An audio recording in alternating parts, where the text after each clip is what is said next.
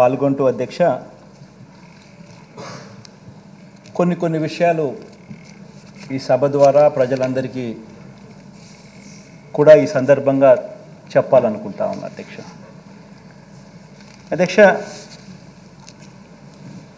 ఇక ఈ బడ్జెట్ సమావేశాలకు సంబంధించిన ప్రస్తావన వస్తే అధ్యక్ష ఇది మన 6వ బడ్జెట్ సమావేశాలు అధ్యక్ష. ఈ సమావేశంలో మనం ప్రవేశపెట్టేది కేవలం ఓట్ ఆన్ అకౌంట్ బడ్జెట్ మాత్రమే ప్రవేశపెడతా ఉన్నాం. సాంప్రదాయాలకు గౌరవం ఇస్తూ తాత్కాలికంగా మరో 3 నెలల పాటు అంటే ఏప్రిల్, మే, జూన్ మాసాలకు సంబంధించిన బడ్జెట్కు ఆమోదం తెలిపే విధంగా అడుగులు ముందుకు వేస్తూ ఉన్నాం అధ్యక్ష. ఇక ఇదే బడ్జెట్కు మరింత మెరుగులు దిద్ది మళ్ళీ కొలువు తీరబోయే మనందరి ప్రభుత్వం 2024 జూన్లో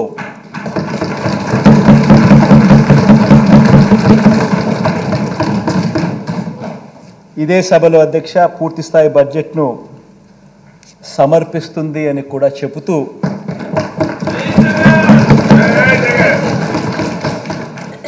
గవర్నర్ ప్రసంగానికి ధన్యవాదాలు తెలిపే తీర్మానం మీద ఇక ఆ చర్చలోకి వెళ్తా ఉన్నాం అధ్యక్ష. ఈ చర్చలో అధ్యక్ష 5 ప్రజా బడ్జెట్లు ప్రవేశపెట్టిన ప్రభుత్వం మీద అధ్యక్ష ప్రతిపక్షం వేస్తూ ఉన్న నిందలు, ఆ నిందలకు సంబంధించి వాస్తవాలు ఏమిటి అన్నది ఆ నిందలకు జవాబు చెబుతూ వాటికి సంబంధించిన నిందలవి ఏ రకంగా నిందలు అని చెప్పి తెలియజెప్పే కార్యక్రమంలో భాగంగా ఈ సభ ద్వారా రాష్ట్ర ప్రజలందరికీ కూడా కొన్ని విషయాలు చెప్పదలుచుకున్నాం అధ్యక్ష. ముందుగా అధ్యక్ష రాష్ట్ర ఆర్థిక వ్యవస్థకు సంబంధించి 5 సంవత్సరాలలో ఈ 5 సంవత్సరాలలో అధ్యక్ష మనం ఎదుర్కొన్న సవాళ్ళను ఒకసారి గమనిస్తే అధ్యక్ష, ఎందుకనంటే అధ్యక్ష మనం అధికారంలోకి వచ్చే టయానికల్లా ఒక జటిలమైన పరిస్థితుల మధ్య అధికారంలోకి వచ్చినాం.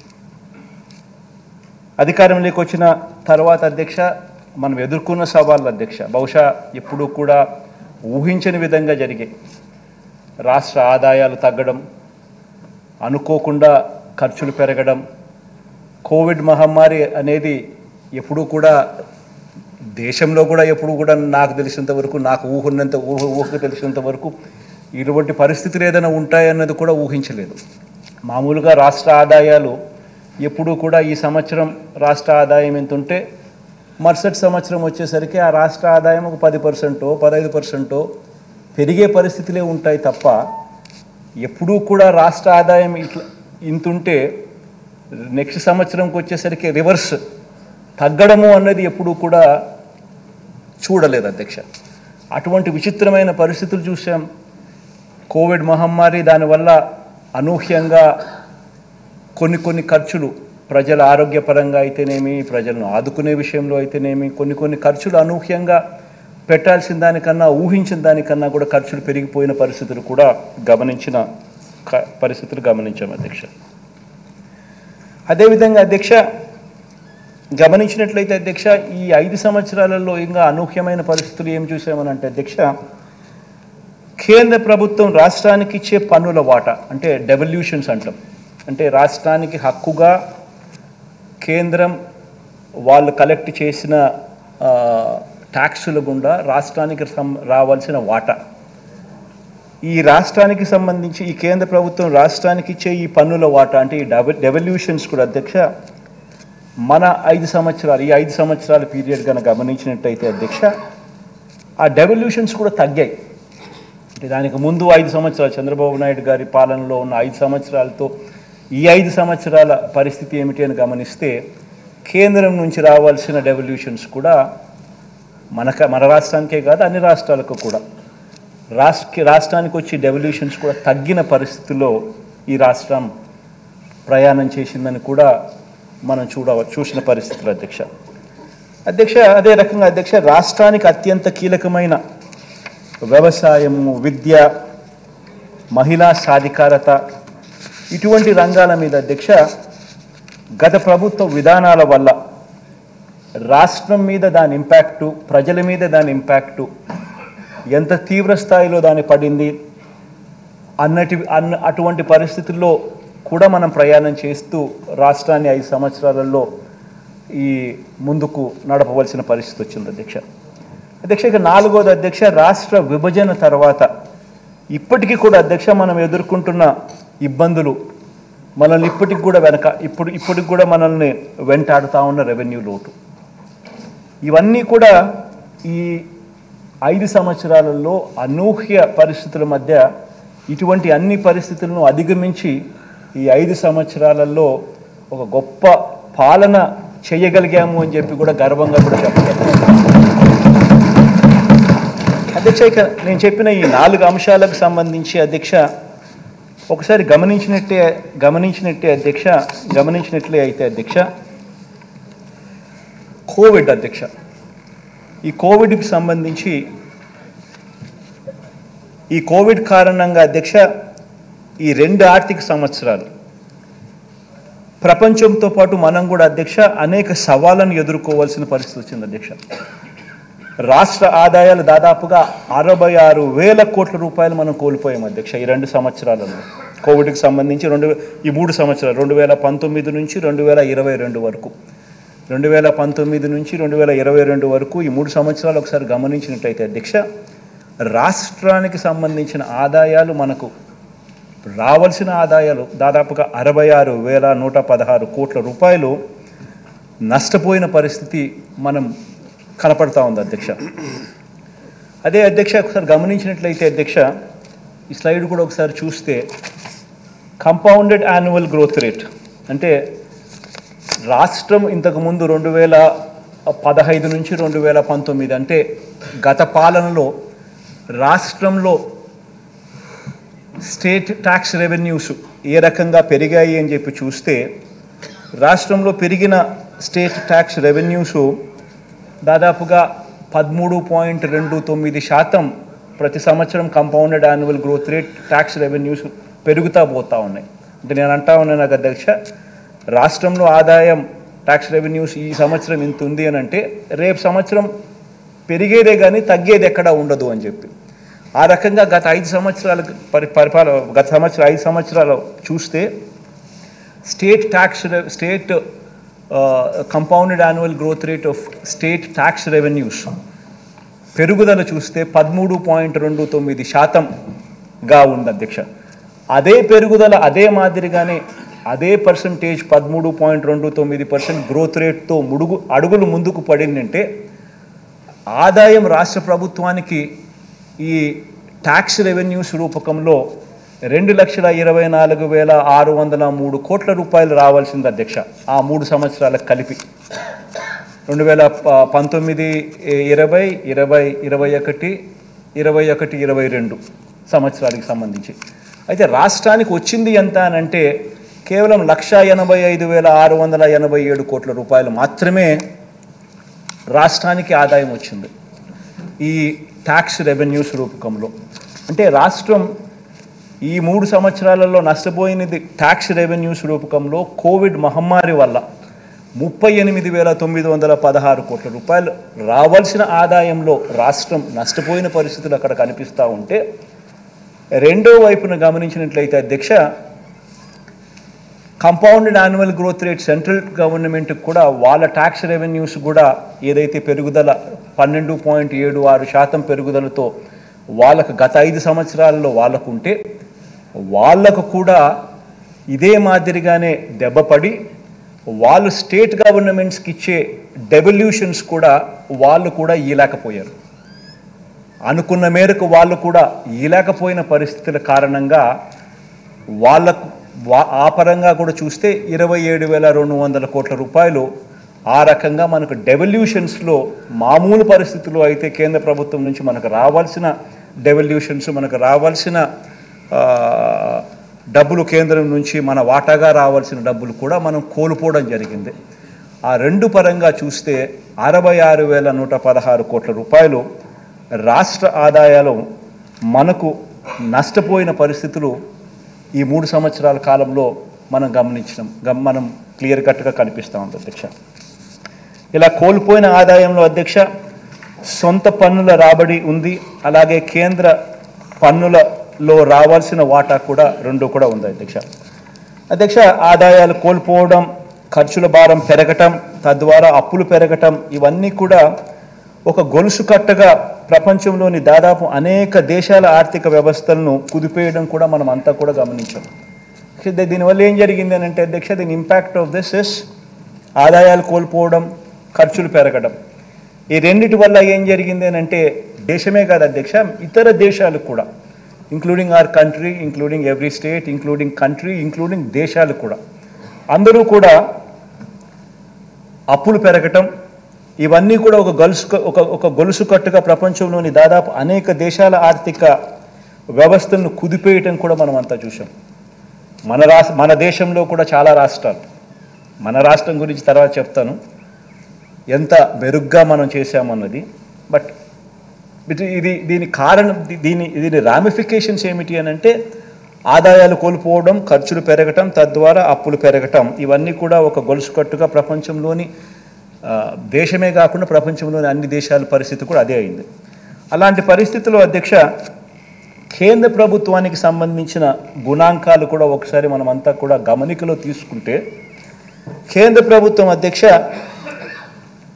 2013-14లో అధ్యక్ష వాళ్ళకు సంబంధించిన డెట్ టు జీడిపి రేషియో, అంటే వాళ్ళకు సంబంధించిన డెట్ టు జీడిపి రేషియో 2013-14లో అది 50% ఉంటే అధ్యక్ష, వారు అనుసరించిన విధానాల వల్ల దాన్ని 2018-19 సంవత్సరానికి వచ్చేసరికి డెట్ టు జీడిపి రేషియోను తగ్గించగలిగారు. 50% 2013-14 ఉంటే 48% దాన్ని తీసుకొని రాగలిగారు. రకరకాల పద్ధతుల్లోనూ రకరకాల ఫిస్కల్ డిసిప్లినరీ మెజర్స్ తీసుకుంటూ మేనేజ్ చేసుకుంటూ. కానీ ఎప్పుడైతే ఈ కోవిడ్ వచ్చిందో అప్పుడు నువ్వు గమనించినట్టయితే అధ్యక్ష 2019-20 మీరు ఒకసారి మీరు గమనించినట్టయితే చూస్తే ఏకంగా 2019-20 48 కాస్త 58 నుంచి 61% ఏకంగా డెట్ టు జీడిపి కేంద్ర ప్రభుత్వానికి సంబంధించి పెరుగుదల కనిపిస్తూ ఉంది.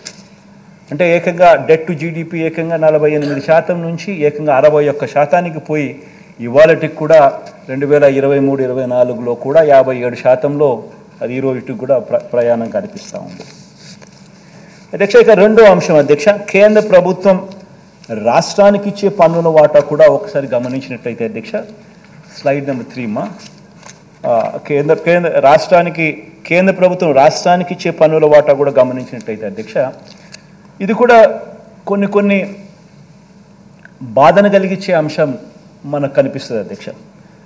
2015 నుంచి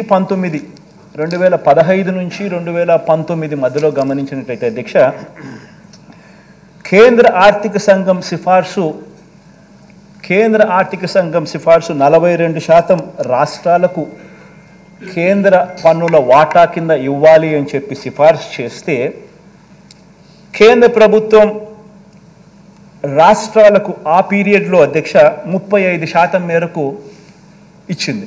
అంటే చంద్రబాబు నాయుడు గారి హయాంలో చంద్రబాబు నాయుడు గారికి కనీసం ఆ మేర కన్నా కూడా బెనిఫిట్ వచ్చింది. అంటే డెవల్యూషన్స్, కేంద్రం నుంచి రావాల్సిన పన్నుల వాటా ఆర్థిక సంఘం సిఫార్సు 42% చేసినప్పటికీ కూడా కనీసం 35% అన్న వాళ్ళు ఇచ్చినారు. వాస్తవం ఏమిటనంటే ఫైనాన్స్ కమిషన్ రికమెండేషన్స్ ఏదైతే 42% చేసినారో ఆ చేసినది రాష్ట్రానికి మొత్తంగా 42% ఇస్తే ఏ రాష్ట్రమైనా కూడా సంతోషపడుతుంది. ఎందుకనంటే అది సిఫార్సు, దట్ ఈస్ వాట్ ఆర్థిక సంఘం సిఫార్సు. అయితే కేంద్రం అధ్యక్ష రాను సెస్సులని, సర్ఛార్జులని ఇటువంటివన్నీ వేయడం వల్ల ఈ సెస్సులు, ఈ సర్ఛార్జులు ఇవన్నీ కూడా ఈ ట్యాక్స్ డెవల్యూషన్ బ్రాకెట్లోకి రావు. అది నేరుగా వాళ్ళే తీసుకోవడం జరుగుతుంది 100% దాంట్లో వచ్చిన ఆదాయం. కాబట్టి రాష్ట్రాలకు వచ్చే ఆదాయాలు తగ్గుతా వస్తూ ఉన్నాయి. అదే ఒకసారి గమనిస్తే అధ్యక్ష 13th ఫైనాన్స్ కమిషన్ గమనిస్తే 13th ఫైనాన్స్ కమిషన్ పీరియడ్లో కేంద్ర ఆర్థిక సంఘం సిఫార్సు 32% చేస్తే అప్పట్లో 28% రాష్ట్రాలకు ఇచ్చే పరిస్థితి. అదే 14th ఫైనాన్స్ కమిషన్ 14వ ఆర్థిక సంఘం సిఫార్సు 42% చేస్తే కనీసం దాంట్లో 35% అన్నా కానీ కనీసం రాష్ట్రాలకు ఇచ్చే పరిస్థితి. కానీ మన దగ్గరికి వచ్చేసరికి అధ్యక్ష 15వ ఆర్థిక సంఘం సిఫార్సు 41% అన్నా కనీసం రాష్ట్రాలకు ఇవ్వండి అని చెప్పి సిఫార్సు చేస్తే మన కర్మ కొద్దీ 31.5% మాత్రమే కేంద్రం డెవల్యూషన్స్ నుంచి రాష్ట్రాలకు ఇస్తూ ఉన్న పరిస్థితి మనకు కనిపిస్తూ ఉంది. అంటే అధ్యక్ష దాని అర్థం ఏమిటంటే అధ్యక్ష గతంలో చంద్రబాబు నాయుడు గారి పీరియడ్లో కనీసం 35% అన్నా వచ్చే డెవల్యూషన్స్ మన దగ్గరికి వచ్చేసరికి అది 31.5% పడిపోయింది. అంటే 35 నుంచి 1.5% పడిపోవడం అంటే 10% డ్రాప్. అంటే ఆ డెవల్యూషన్స్లో కూడా మనకు గతంలో చంద్రబాబు నాయుడు గారి హయాంలో డెవల్యూషన్స్ ఎంతైతే వచ్చినాయో ఆ డెవల్యూషన్స్ కూడా మనకు రాని పరిస్థితిలో రాష్ట్రాన్ని మనం నడపవలసిన క్లిష్టమైన పరిస్థితులు నడపవలసిన పరిస్థితులు మనం నడిపాము అని చెప్పడానికి చూపిస్తా ఉన్న డేటా అధ్యక్ష. అధ్యక్ష అదేవిధంగా అధ్యక్ష కేంద్ర ప్రభుత్వం నుంచి అధ్యక్ష రాష్ట్రానికి ఫైనాన్స్ కమిషన్ సిఫార్సుల ప్రకారం రావాల్సిన పన్నుల వాటా అన్నది అధ్యక్ష గత 5 సంవత్సరాలలో ఒకసారి గమనించినట్లయితే ఇది డెవల్యూషన్స్ అధ్యక్ష అంటే కేంద్రం నుంచి రాష్ట్రానికి హక్కుగా రావాల్సిన వాటా 2018లో 2018-19లో మీరు గమనిస్తే 32,000 వస్తే 2019-20 వచ్చేసరికి మామూలుగా ప్రతి సంవత్సరం పెరుగుతుంది. ఎందుకంటే ప్రతి సంవత్సరం కేంద్రానికి సంబంధించిన ఆదాయాలు పెరుగుతాయి. ఆ ఆదాయాల పెరుగుదల వల్ల రాష్ట్రాలకు వచ్చే ఆదాయాలు కూడా వాళ్ళు ఆటోమేటిక్ ప్రపోర్షనెట్గా పెరిగి రాష్ట్రానికి ప్రతి సంవత్సరం కూడా న్యాచురల్గా ఎక్కువ డబ్బులు వస్తాయి. కానీ గమనిస్తే 2018-19లో 32,780 కోట్లు రాష్ట్రానికి వస్తే 2019-20లో 28,000 కోట్లకు తగ్గింది. 2020-21 వచ్చేసరికి అది 24,460 కోట్లకే పడిపోయింది. కోవిడ్ కావచ్చు, ఇంకా రకరకాల కారణాలు కావచ్చు, ఏదైనా కానీ పడిపోయిన పరిస్థితులు గమనిస్తూ ఉన్నాం. అది మళ్ళీ 2021-22కు 36,000 కోట్లకు చేరింది. ఇప్పుడు 2022-23కు 38,000 కోట్లకు స్లోలీ మళ్ళా బేస్ ఫ్యాక్టర్ తగ్గినప్పటికీ మళ్ళీ స్లోలీ ఇప్పుడు కాస్త కుదుట పడతా వస్తూ ఉంది అధ్యక్ష. అదే మాదిరిగా గమనిస్తే ఫైనాన్స్ కమిషన్ సిఫార్సు ప్రకారం రావాల్సిన పన్నుల వాటా అనేది గత అధ్యక్ష 2014-19 మధ్య జిఎస్డిపిలో కూడా అంటే స్టేట్ గ్రాస్ డొమెస్టిక్ ప్రోడక్ట్ రాష్ట్రానికి సంబంధించిన జిఎస్డిపిలో కూడా స్థూల ఉత్పత్తిలో కూడా అప్పట్లో 3.7%గా మనకు వచ్చే పరిస్థితి నుంచి 2019 నుంచి 2023 మన పీరియడ్కి వచ్చేసరికి రాష్ట్ర స్థూల ఉత్పత్తిలో 2.92% పడిపోయినట్టుగా కూడా కనిపిస్తూ ఉంది అధ్యక్ష. అంటే మనకు రావాల్సిన డెవల్యూషన్స్ కూడా ఆ మాదిరిగా పడిపోయిన పరిస్థితులు కనిపిస్తూ ఉన్నాయి అధ్యక్ష. ఇక 3వ అంశం అధ్యక్ష, రాష్ట్రానికి అత్యంత కీలకమైన విద్య, వ్యవసాయం, మహిళా సాధికారత వంటి కీలక రంగాల అధ్యక్ష గత ప్రభుత్వ విధానాల వల్ల ఎలా ఇవన్నీ కూడా కుదేలైపోయిన పరిస్థితులు ఎలా ఉన్నాయి అని చెప్పి కూడా గమనించినట్లయితే అధ్యక్ష చూస్తే అధ్యక్ష విద్యారంగాన్ని తీసుకుంటే అధ్యక్ష కేంద్ర ప్రభుత్వం విడుదల చేసిన గణాంకాల ప్రకారం అధ్యక్ష ఇది 2018 మార్చిలో రిలీజ్ చేసిన డేటా అధ్యక్ష. ఈ 2018లో ఈ డేటాను రిలీజ్ చేస్తే ఆ డేటా ఒకసారి గమనించినట్లయితే అధ్యక్ష GER రేషియో అంటే గ్రాస్ ఎన్రోల్మెంట్ రేషియో గమనించినట్లయితే ఇది ఈ ప్రైమరీ ఎడ్యుకేషన్కి సంబంధించిన డేటా అధ్యక్ష. ఒకసారి గమనించినట్లయితే జాతీయ సగటున 96.91 ఉంటే మన రాష్ట్రంలో 83.29%. చాలామందికి అనిపిస్తుంది అమ్మఒడి అనేది ఎట్లొచ్చింది బుర్రలోకి. ఈ డేటా చూస్తే ఎవరికైనా కూడా అమ్మఒడి అనేది ఎంత అవసరము అనేది ఎవరికైనా అర్థమవుతుంది అధ్యక్ష. ఎందుకంటే అధ్యక్ష ఈ డేటా రిలీజ్ అయింది అధ్యక్ష 2018 మార్చిలో ఈ డేటా రిలీజ్ అయింది. ఈ డేటా గమనించినట్టయితే అధ్యక్ష ప్రైమరీ స్కూల్స్లో జీఈఆర్ అంటే ఎన్రోల్ అయ్యే పిల్లల వివరాలను గమనిస్తే జాతీయ యావరేజ్ 96.91 ఉంటే 96.91 ఉంటే మన రాష్ట్రంలో వచ్చేసరికి 83.29తో రాష్ట్రంలో అధ్యక్ష 36 రాష్ట్రాలు యూనియన్ 29 రాష్ట్రాలు ప్లస్ 7 యూనియన్ టెరిటరీలు అంటే మొత్తం 36 ఉంటే అధ్యక్ష యూనియన్ టెరిటరీస్ అండ్ రాష్ట్రాలు పుట్ టుగెదర్ మన రాష్ట్రం we were figuring ourselves in the bottommost 32 అంటే చివరి బాటంలో 32 ర్యాంక్లో మనం ఉన్నాం 36లో. ఆ రకమైన అధ్వానమైన పరిస్థితిలో మనం ఉన్న పరిస్థితి కనిపిస్తుంది అధ్యక్ష. అంటే అటువంటి పరిస్థితిలో మనం రావడం జరిగింది. అటువంటి పరిస్థితిలో ఎడ్యుకేషన్ మీద మనం థ్రస్ట్ ఇవ్వడం ఎంత అవసరమో మనం భావించి థ్రస్ట్ ఇవ్వడం మొదలుపెట్టడం జరిగింది అధ్యక్ష. అధ్యక్ష సిమిలర్లీ అధ్యక్ష రైతుల పరిస్థితి కూడా ఒకసారి గమనించినట్టయితే అది కూడా అంతే అధ్యక్ష. 87,612 కోట్ల రూపాయల అధ్యక్ష రుణాలన్నీ కూడా రైతులందరికీ కూడా మొదటి సంతకంతోనే తాను మాఫీ చేస్తాను, బ్యాంకుల్లో పెట్టిన బంగారం నేను ఇంటికి రావాలి అని అంటే చంద్రబాబు ముఖ్యమంత్రి కావాలి అని చెప్పి రకరకాలుగా టీవీలలో అడ్వర్టైజ్మెంట్లు వేయడము, ప్రతి చోట కూడా అబద్ధాలతో మోసాలతో మీటింగులు పెట్టడం, ఇవన్నీ చెప్పి ఏ రకంగా మోసం చేసి లాస్ట్కి 87,612 కోట్ల రూపాయలు రైతులు ఈయన కట్టద్దు అని అంటే కట్టకపోవడం వల్ల అవి తడిచి మూపుడైపోయిన పరిస్థితులు కనిపిస్తూ ఉన్నాయి. బ్యాంకుల్లో పెట్టిన బంగారం ఇంటికి రాని పరిస్థితి కనిపిస్తూ ఉంది.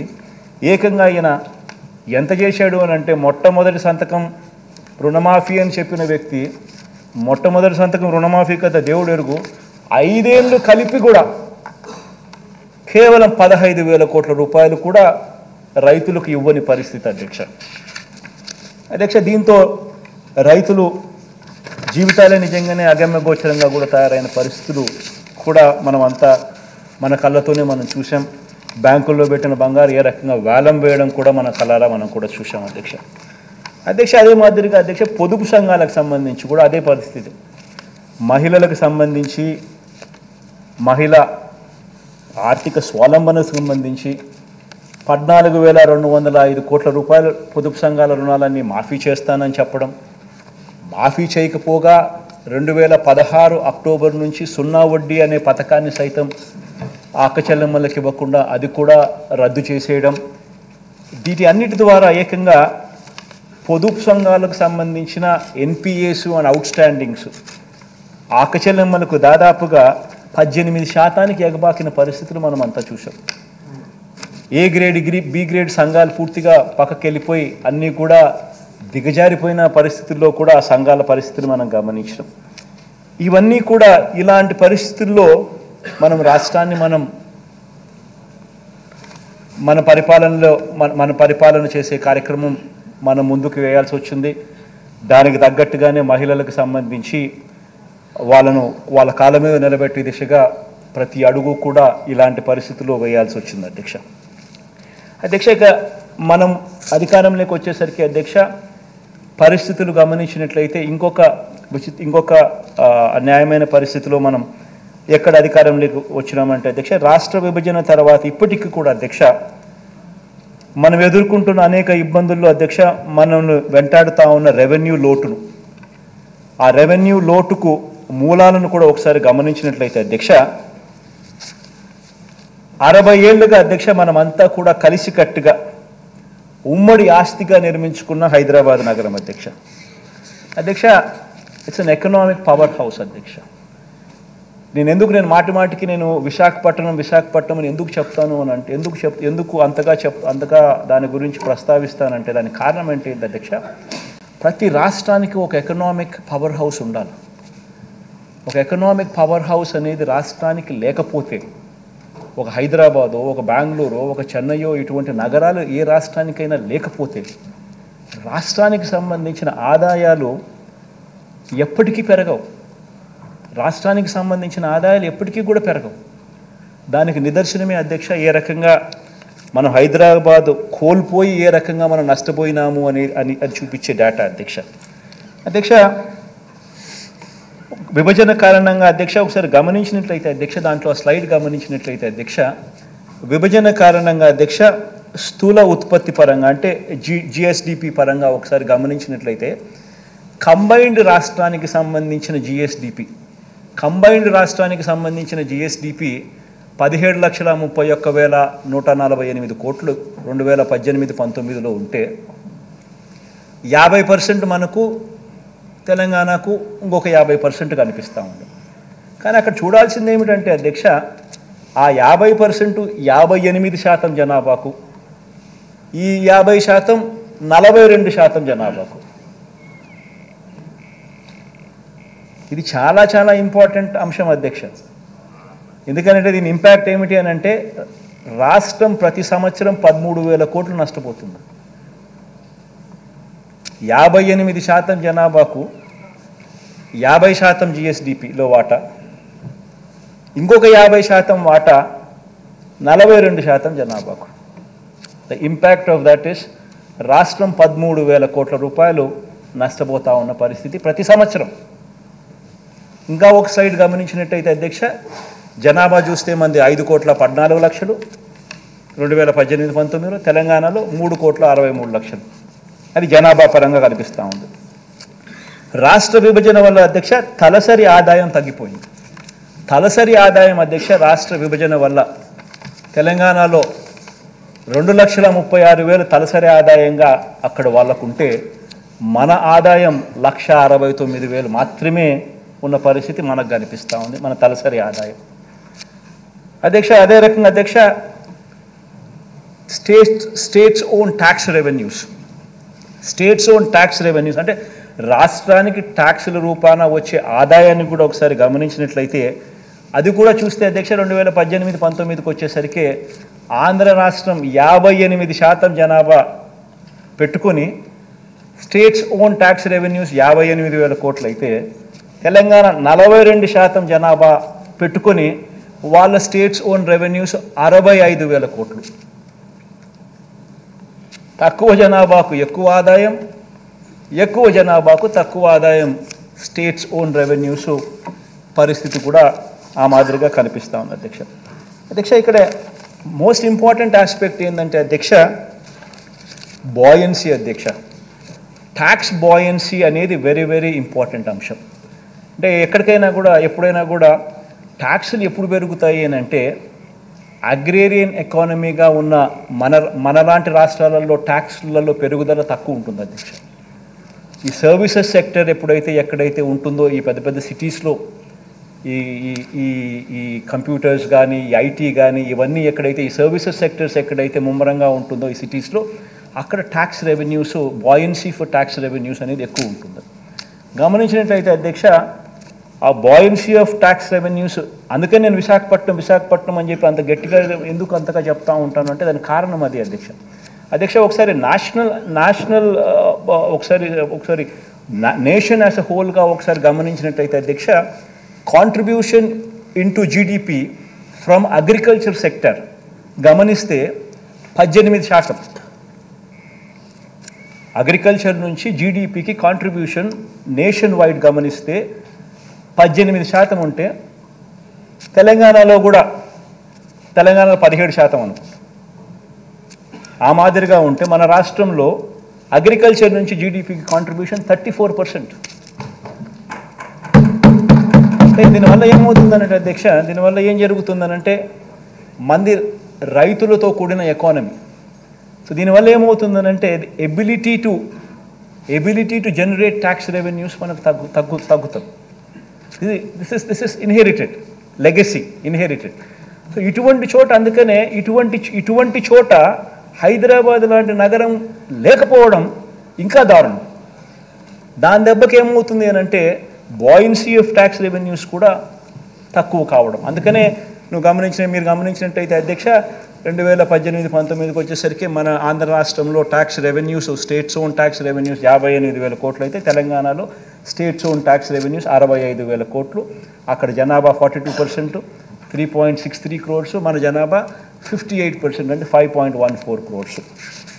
ఇటువంటి ఈ లెగసీ ఎంత దూరం తీసుకొని పోతుందని అంటే అధ్యక్ష, ఈ 58% జనాభాకు స్టేట్స్ ఓన్ ట్యాక్స్ రెవెన్యూస్ 58,000 కోట్లు, ఈ 42% జనాభాకు స్టేట్స్ ఓన్ ట్యాక్స్ రెవెన్యూస్ 65,000 కోట్లు కలెక్ట్ చేసే పరిస్థితిలో ట్రాన్స్లేట్ చేస్తే అధ్యక్ష, రాష్ట్ర ప్రభుత్వం ఈ విభజన వల్ల నష్టపోయింది ఎంత అని అంటే సంవత్సరానికి 13,000 కోట్ల రూపాయలు ఆదాయాల పరంగా మనం నష్టపోయిన పరిస్థితి క్లియర్గా కనిపిస్తూ ఉంది అధ్యక్ష. అధ్యక్ష, ఒక్కొక్కసారి బాధ అనిపిస్తుంది అధ్యక్ష, ఎందుకంటే 13,000 కోట్ల రూపాయలు ప్రతి సంవత్సరం రాష్ట్ర ప్రభుత్వానికి అదనపు ఆదాయంగా వచ్చే పరిస్థితి ఇలానే కొనసాగిందంటే చంద్రబాబు నాయుడు గారు 5 సంవత్సరాలు అంటే 65,000 కోట్లు, మన ఈ 5 సంవత్సరాలు అని అంటే దాదాపుగా 130,000 కోట్లు మనకి అదనపు ఆదాయం చేతిలో ఉండిండు. ఈ అదనపు ఆదాయం 130,000 కోట్లు మన దగ్గర ఉండింటే మనం ఏమేమో చేసే అవకాశం మనకు కూడా ఎంతగానో వెసులుబాటు ఉండేది. కానీ ఆ వెసులుబాటు అన్యాయంగా మన దగ్గర నుంచి ఆ వెసులుబాటు తీసేయడమే కాకుండా కనీసం ప్రత్యేక హోదా అన్న అంశం అన్నా కనీసం చట్టంలో అన్న కనీసం రాసిందంటే, కనీసం చట్టంలో అన్న కనీసం పెట్టుంటే రాష్ట్రాన్ని విడగొట్టేటప్పుడు కనీసం మనం కోర్టుకు పోయినా కానీ కనీసం తెచ్చుకునే అవకాశం ఉండేది. రాష్ట్రాన్ని అడ్డగోలుగా విడగొట్టడమే కాకుండా దాన్ని ప్రత్యేక హోదాను కనీసం చట్టంలో కూడా చేర్చలేదు. దీని దెబ్బకు మన మీద ఆధారపడి ఉండే కేంద్ర ప్రభుత్వం కేంద్రంలో వస్తే తప్పనిచ్చి మన కర్మ కొద్దీ మనకు ప్రత్యేక హోదా అనేది ఒక ఎండమావిగా తయారై కనిపిస్తూ ఉంది అధ్యక్ష. నిజంగా ఒక్కోసారి బాధ అనిపిస్తుంది. కేంద్రంలో ఉన్న ఏ ప్రభుత్వం వచ్చినా కూడా వాళ్ళకు అబ్సల్యూట్ నెంబర్లు రాకూడదు అని చెప్పి మనస్ఫూర్తిగా కూడా కోరుకుంటా ఉన్నాం. కనీసం మన సపోర్ట్తో అన్న డిపెండ్ అయ్యే ప్రభుత్వం వచ్చింది అని అంటే కనీసం ప్రత్యేక హోదా అన్న ఇస్తారేమో అని ఆశ. అన్ఫార్చునేట్గా విడగొట్టడమే ఒక అన్యాయం అయితే కనీసం రాష్ట్ర విభజన చట్టంలో దాన్ని పెట్టకపోవడం ఇంకా దారుణం అధ్యక్ష. మన కళ్ళ ఎదుటితే కూడా ఇంత దారుణమైన పరిస్థితులు కూడా చూసాం అధ్యక్ష. ఇటువంటి పరిస్థితుల మధ్య అధ్యక్ష, ఇన్ని పరిస్థితుల మధ్య, ఇన్ని ఇబ్బందుల మధ్య, ఇన్ని సవాళ్ళ మధ్య మన ఆర్థిక వ్యవస్థను అధ్యక్ష గత 57 నెలలుగా మనం నడుపుకుంటూ ముందడుగులు వేస్తూ వచ్చాం.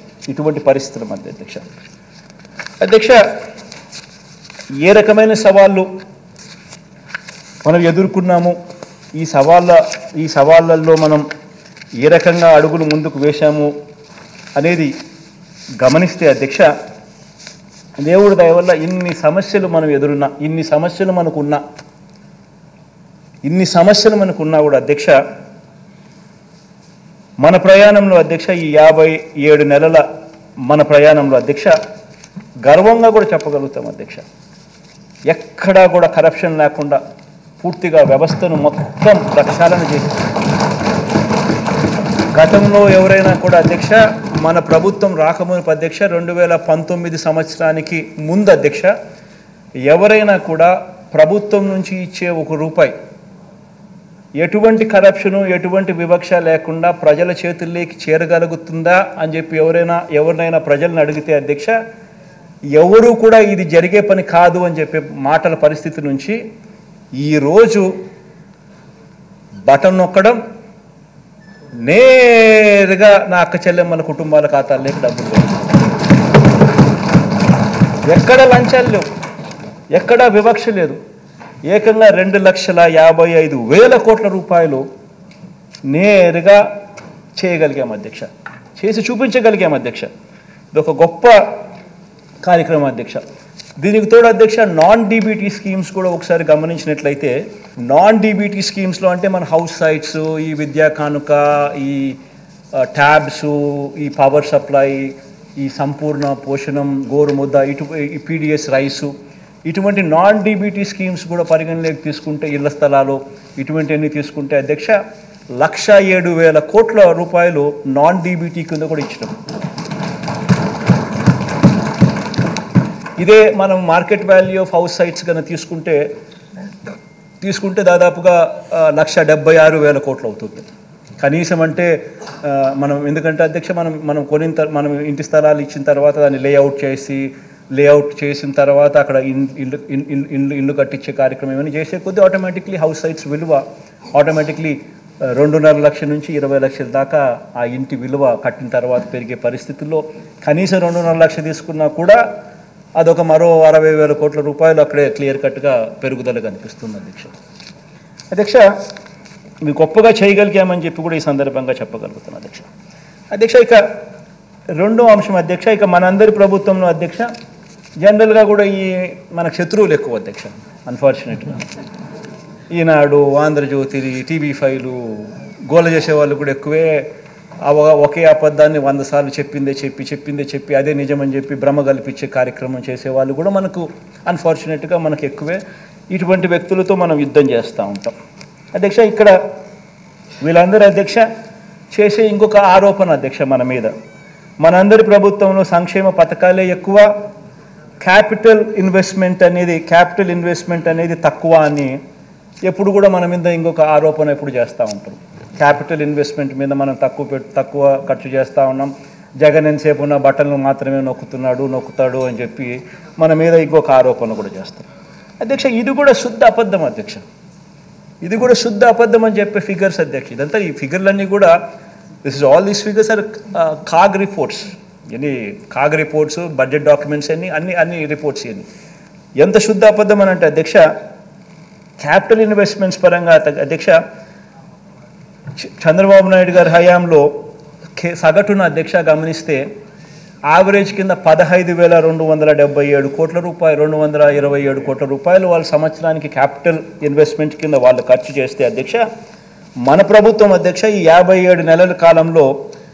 ఏటా సగటున 17,757 కోట్ల రూపాయలు మనం ఖర్చు చేస్తాం క్యాపిటల్ ఇన్వెస్ట్మెంట్ కింద అధ్యక్ష బీట్ నాడు నేడు స్కూల్స్ కానీ హాస్పిటల్స్ కానీ ఇరిగేషన్ కానీ రోడ్స్ కానీ ఇటువంటివన్నీ అధ్యక్ష ఈ 17,757 కోట్లకు అదనంగా ఇంకొక 3 పోర్ట్లు కడతా ఉన్నాం రామాయపట్నం అయితేనేమి మచిలీపట్నం అయితేనేమి మూలపేట అయితేనేమి ఆ 3 పోర్ట్లకు సంబంధించిన మరో 12,000 కోట్ల రూపాయలు అదనంగా కూడా మళ్ళీ యాడ్ చేసుకోవాల్సిన పరిస్థితి ఇంకా పెరుగుదల కనిపిస్తుంది ఆ 12,000 కోట్లలో కూడా ఖర్చు చేయడం ఆల్రెడీ మొదలుపెట్టాం దానికి సంబంధించిన ఖర్చు కూడా ఇంకా అడిషనల్గా యాడ్ అవుతూ పోతూ ఉంటాం బట్ అది తీసుకోలేదు అధ్యక్ష తీసుకోకుండానే ఈ 17,757 కోట్ల రూపాయలు 3 పోర్ట్స్ పక్కన పెట్టి కూడా ఈ 17,757 కోట్ల రూపాయలు 17,757 కోట్ల రూపాయలు మనం క్యాపిటల్ ఇన్వెస్ట్మెంట్ కింద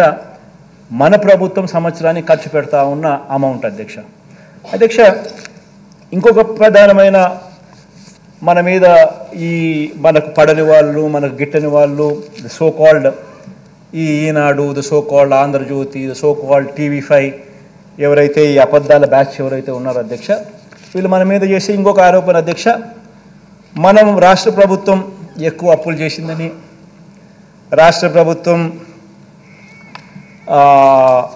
విపరీతంగా జగన్ హయాంలో అప్పులు చేసిందని వాళ్ళు ఇష్టం వచ్చిన నెంబర్లు కూడా చెప్తూ ఉంటాడు అధ్యక్ష వాడు 10 లక్షల కోట్లు అంటాడు వాడు 13 లక్షల కోట్లు అంటాడు నోటికి హద్దు పొద్దు లేదు నోరు ఏ మాదిరిగా తిరిగితే ఆ మాదిరిగా చెప్పే కార్యక్రమాలు జరుగుతూ ఉన్నాయి అధ్యక్ష ఒకసారి గమనించినట్లయితే అధ్యక్ష రాష్ట్ర ప్రభుత్వం నేరుగా చేసిన అప్పులు గ్యారంటీతో కూడా వివిధ కార్పొరేషన్స్ వివిధ సంస్థలకు చేసిన అప్పులు విత్ గవర్నమెంట్ గ్యారంటీస్ ప్రభుత్వ గ్యారంటీలు లేకుండా కూడా ప్రభుత్వం చేసిన ప్రభుత్వ రంగ సంస్థలు చేసిన అప్పులు ఇవన్నీ కూడా పరిగణలోకి తీసుకుంటే అధ్యక్ష గమనించినట్లయితే అధ్యక్ష 3 స్లైడ్స్ క్లియర్గా కూడా చూపించడం జరుగుతూ ఉంది అధ్యక్ష ఇవన్నీ కూడా తీసుకుంటే అధ్యక్ష విభజన నాటికి గమనిస్తే అధ్యక్ష ఫస్ట్ కాలం అధ్యక్ష విభజన నాటికి స్టేట్ గవర్నమెంట్ డెట్ తర్వాత రెండో కాలంలో విభజన నాటికి 1,18,050 కోట్లు స్టేట్ గవర్నమెంట్ డెట్ ఉంటే అధ్యక్ష స్టేట్ గవర్నమెంట్ గ్యారంటీడ్ డెట్ మరో 14,000 కోట్లు మొత్తంగా చూస్తే debt state government debt state government guaranteed debt రెండు కలిపితే 1,32,000 రాష్ట్ర విభజన టయానికి ఉంటే చంద్రబాబు నాయుడు గారు మే 2019 అంటే తను దిగిపోయేసరికి మే 2019లో ఆయన దిగిపోయాడు అధ్యక్ష. మన ప్రభుత్వం వచ్చింది జూన్లో వచ్చినాం. మనం వచ్చేదాకా కూడా చంద్రబాబు నాయుడు హయాంలో ఒకసారి గమనించినట్టయితే తర్వాత 1,32,000 non government guarantee det of public sector undertakings అవి కూడా కలుపుకుంటే అధ్యక్ష ఇంకొక 21,000 కూడా అది కూడా కలుపుకుంటే టోటల్గా ఏ రకమైన నువ్వు ఏ భూతద్దం వేసినా ఏం మ్యాగ్నిఫైయింగ్ లెన్స్ పెట్టి ఏం ఎతికినా ఏమున్నా కానీ స్టేట్ గవర్నమెంట్ డెట్ కానీ స్టేట్ గవర్నమెంట్ గ్యారంటీ డెట్ కానీ స్టేట్ గవర్నమెంట్ గ్యారంటీ లేకుండా తెచ్చిన డెట్ కానీ పబ్లిక్ సెక్టర్ అండర్టేకింగ్స్ తెచ్చిన డెట్ కానీ ఏది తీసుకున్నా కూడా అధ్యక్ష రాష్ట్ర విభజన టయానికల్లా 1,53,000 కోట్లు డెట్ ఉంటే చంద్రబాబు నాయుడు గారి హయాం దిగిపోయే టయానికి 4,12,288 కోట్ల రూపాయలు చేసి దాన్ని ఆయన దిగిపోయాడు. అంటే 1,53,000 కోట్లను కాస్త 4,12,288 కోట్ల రూపాయలు చేర్చి ఆయన దిగిపోతే మనం 4,12,000 కోట్ల రూపాయలు డెట్తో మన ప్రయాణం ప్రారంభించాం. ఇప్పుడు అది 7,03,000 కోట్లకు డెట్ కనిపిస్తూ ఉంది. ఒకసారి ఈ కంపౌండెడ్ యాన్యువల్ గ్రోత్ రేట్ ఒకసారి గమనించినట్టయితే అధ్యక్ష డెట్లో ఎవరెవరి హయాంలో ఎంత గ్రోత్ రేట్ నమోదైందని చూస్తే total growth rate and debt చూస్తే ఈ 1,53,000 కోట్లు కాస్త 4,12,000 కోట్లు కావడం అంటే చంద్రబాబు నాయుడు హయాంలో సంవత్సరానికి గ్రోత్ రేట్ 21.87% పెరుగుదల ఉంటే మన హయాంలోకి వచ్చేసరికి కేవలం 12.13% మాత్రమే పెరుగుదల కనిపిస్తూ ఉంది. పైగా అధ్యక్ష చంద్రబాబు నాయుడు టైంలో బటన్లు లేవు, స్కీములు లేవు, మంచి చేసిన పరిస్థితి లేదు, మంచి చేసిన చరిత్ర లేదు. కేవలం అప్పుడు ఉండింది డిపిటి, దోచుకో పంచుకో తినుకో. ఒక ఈనాడుకింత, ఒక ఆంధ్రజ్యోతికింత, ఒక TV5కింత, ఇంకొక దత్తపుత్రుడికింత, ఈయన ఇంత, జన్మభూమి కమిటీలు ఇంతే. ఈ నీళ్ళు మొత్తం పంచుకునే కార్యక్రమం తప్ప ఎక్కడా కూడా బటన్ నొక్కడం కానీ, ప్రజలకు పేదవాళ్ళకు పోవడం కానీ, అక్కచెల్లెమ్మలు ఖాతాల్లోకి వెళ్ళడం కానీ ఎక్కడా జరగలేదు. ఏ అవ్వాతాత కూడా సంతోషంగా లేదు. మన హయాంలో అధ్యక్ష కోవిడ్, ఇంతకుముందు నేను చెప్పినా కదా అధ్యక్ష ఎటువంటి పరిస్థితుల్లో మనం వచ్చినామని చెప్పి. కోవిడ్ వల్ల ఆదాయాలు తగ్గినాయి. కోవిడ్ వల్ల ఆదాయాలు తగ్గినప్పటికీ, కోవిడ్ వల్ల ఇంకా అదనపు ఖర్చు పెరిగినప్పటికీ, అన్నీ జరిగినప్పటికీ, ప్లస్ ఎప్పుడూ ఎవరు ఊహించని విధంగా బటన్ నొక్కే కార్యక్రమం మనం తీసుకొచ్చినప్పటికీ ఇన్ని లక్షల కోట్లు మనం ట్రాన్స్పరెంట్గా, ఎక్కడ కరప్షన్ లేకుండా, వివక్షణ లేకుండా ట్రాన్స్పరెంట్గా మనం పారదర్శకంగా ప్రతి అకౌంట్కు మనం చేర్పించిన పరిస్థితుల్లో ఇంత చేసినప్పటికీ కూడా చంద్రబాబు నాయుడు హయాంలో 21.87% compounded annual growth rate of debt ఉంటే మన హయాంలో కేవలం 12.13% మాత్రమే ఉంది అధ్యక్ష. ఇది నిజంగా రికార్డ్ అధ్యక్ష. నేను చూపించినవన్నీ కూడా ఇది RBI data, CAG data, state budget documents ఇవన్నీ ఉన్నాయి. ఎక్కడా కూడా దీంట్లో అవాస్తవాలు ఏం లేవు. అసెంబ్లీ ముందర ప్రవేశపెడుతున్నాం. స్టేట్ డెట్టే చూసుకుంటే అధ్యక్ష మామూలుగా స్టేట్ డెట్ అంటారు. State government debt, state government guarantee debt అని యూజువల్గా ఆ రెండు మాత్రమే పరిగణలోకి తీసుకుంటారు. ఆ రెండు మాత్రమే యూజువల్గా పరిగణలోకి తీసుకున్నా కూడా అక్కడ కూడా చూసుకుంటే 1,32,000 రాష్ట్ర విభజన అప్పుడు మనకు అప్పులుంటే రాష్ట్ర విభజన నుంచి చంద్రబాబు నాయుడు గారు దిగిపోయే మే 2019 నాటికి 3,31,000 కోట్లకు పెరిగింది. అంటే 20.17% కంపౌండెడ్ యాన్యువల్ గ్రోత్ రేట్ అయితే మన హయాంలో అదే చంద్రబాబు నాయుడు గారి పీరియడ్కు మన హయాంకు ఒకసారి గమనించినట్టయితే పెరుగుదల కేవలం 14.94% మాత్రమే పెరుగుదల కనిపించే పరిస్థితి మనకు కనిపిస్తూ ఉంది అధ్యక్ష. ఇక్కడ మరో విషయం ఏమిటంటే అధ్యక్ష రాష్ట్ర ప్రభుత్వం అధ్యక్ష గత 5 సంవత్సరాల అధ్యక్ష కేంద్ర ఆర్థిక సంఘం సూచించిన పరిమితికి అధ్యక్ష మించి చేసిన అప్పులు ఇది కూడా మనం ఏందంటారు, ఇది కూడా ఈ గిట్టని వాళ్ళందరూ కూడా విపరీతంగా ఆయన అప్పులు చేస్తూ ఉన్నాడు, విపరీతంగా తీసుకొచ్చేస్తున్నాడు, విపరీతంగా అది తీసుకొస్తున్నాడు, ఇది తీసుకొస్తున్నాడు, ఇది చెప్పడం లేదు, అది చెప్పడం లేదు, ఇష్టం వచ్చినట్టుగా మన మీద ఆరోపణలు చేసేవాళ్ళు మాట్లాడుతాడు. ఈనాడు ఒకడు, ఆంధ్రజ్యోతి ఒకడు, ఆ TV5 ఒకడు, ఆ చంద్రబాబు నాయుడు ఒకడు, వీళ్ళు కాక సొగం తెలిసి సొగం తెలియని కొంతమంది ఆయన అనుంగ బ్యాచ్. ఇదంతా కూడా ఈ కౌరవ సైన్యంలో భాగస్తులుగా వీళ్ళంతా మిగతా వాళ్ళు కూడా మాట్లాడుతుంటారు. అధ్యక్ష, ఇక్కడ గమనించినట్టయితే అధ్యక్ష, తెలుగుదేశం ప్రభుత్వం హయాంలో అధ్యక్ష 2014-19 మధ్య కేంద్ర ఆర్థిక సంఘం అధ్యక్ష పరిమితులకు మించి చేసిన అప్పులు చంద్రబాబు నాయుడు గారి హయాంలో 28,457 కోట్లు కనిపిస్తూ ఉన్నాయి. అధ్యక్ష, మీరు గమనించినట్లయితే ఫిజికల్ డెఫిసిట్ అంటే రాష్ట్ర ప్రభుత్వం తీసుకొచ్చిన అప్పులు. Physical deficit as a percentage of GSDP అంటే వాళ్ళు ఎంత పర్సంటేజ్ బారో చేసినారు అని. Physical deficit as recommended by finance commission అంటే ఫైనాన్స్ కమిషన్ రికమెండేషన్స్ ఏమిటి అని. Physical deficit as permitted by recommendations, finance commission recommendations ప్రకారం what is the permitted number అని చెప్పి. చంద్రబాబు నాయుడు హయాంలో పర్మిటెడ్ నెంబరు వర్సెస్ రాష్ట్ర ప్రభుత్వం తీసుకొచ్చిన డెట్టు గమనించినట్టయితే ప్రతి సంవత్సరము ఎక్సెస్సే. ఆ ఎక్సెస్ కాస్త ఆ 5 సంవత్సరాల పీరియడ్ 2014 నుంచి 2014-15 నుంచి 18-19 దాకా గమనిస్తే ప్రతి సంవత్సరం ఆ ఎక్సెస్ ఓవర్ బారోయింగ్ కింద ట్రాన్స్లేట్ అయ్యి ఆ ఓవర్ బారోయింగ్ 28,457 కోట్ల రూపాయలు ఆయన పీరియడ్లో 5 సంవత్సరాలలో ఓవర్ బారోయింగ్ చేస్తే ఫిజికల్ డెఫిసిట్ నామ్స్కు కన్నా చెప్పిన సిఫార్సుల కన్నా ఫైనాన్స్ కమిషన్ చెప్పిన ఫిజికల్ డెఫిసిట్ నామ్స్ ప్రకారం చేయాల్సిన దానికన్నా కూడా వీళ్ళు ఎక్కువగా చేస్తే, ఫిజికల్ బారోయింగ్ లిమిట్స్ కన్నా ఎక్కువగా బారో చేస్తే 28,457 కోట్లు వాళ్ళు బారో చేస్తే మన హయాంలో అధ్యక్ష ఆ ఫిజికల్ డెఫిసిట్ రికమెండేషన్స్కు మనం ఫిజికల్ డెఫిసిట్ పరంగా మనం బారో చేసిన అమౌంట్ ఈ రెండింటిని కంపేర్ చేస్తే ఈ 5 సంవత్సరాలలో 366 కోట్లు మనకు రికమెండేషన్ చేసిన దానికన్నా తక్కువ బారో చేసిన పరిస్థితులు కనిపిస్తూ ఉన్నాయి. మరి వాస్తవాలు ఇదైతే అధ్యక్ష, ఎప్పుడు చూసినా ఏం చూసినా కానీ ఇష్టం వచ్చినట్టుగా అబద్ధాలు చెప్పడము, అబద్ధాలను నమ్మించాలని ప్రయత్నం చేయడము ఇదే పనిగా పెట్టుకున్నారు అధ్యక్ష. ఇంకొక డేటా కూడా గమనించండి అధ్యక్ష.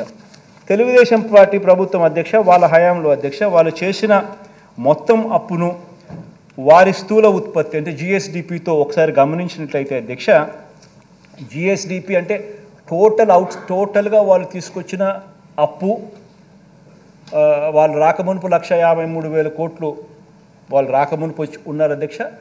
వాళ్ళు 5 ఏళ్ల పీరియడ్లో వాళ్ళు 4,12,000 కోట్లకు దాన్ని తీసుకొని పోయినారు అధ్యక్ష. అంటే వాళ్ళ 5 ఏళ్ల పీరియడ్లో వాళ్ళు తీసుకొచ్చిన డెట్ 2,58,941 కోట్లు వాళ్ళు డెట్గా వాళ్ళు తీసుకొచ్చినారు అధ్యక్ష. అదే 5 సంవత్సరాలకు సంబంధించి క్యూములేటివ్ GSDP అంటే ప్రతి సంవత్సరం GSDP ఇన్ని లక్షల కోట్లు ఉంటుంది. ఆ లక్షల కోట్ల మీద నువ్వు ఇంత పర్సెంటేజ్ 3%, 3.5%, 4% పరిస్థితిని బట్టి వాళ్ళు కేంద్ర ప్రభుత్వం సిఫార్సు చేసిన నెంబర్ ఏదైతే ఉంటుందో ఆ నెంబర్ ప్రకారం మీరు అప్పు తెచ్చుకునే మీకు వెసులుబాటు ఉంటుంది.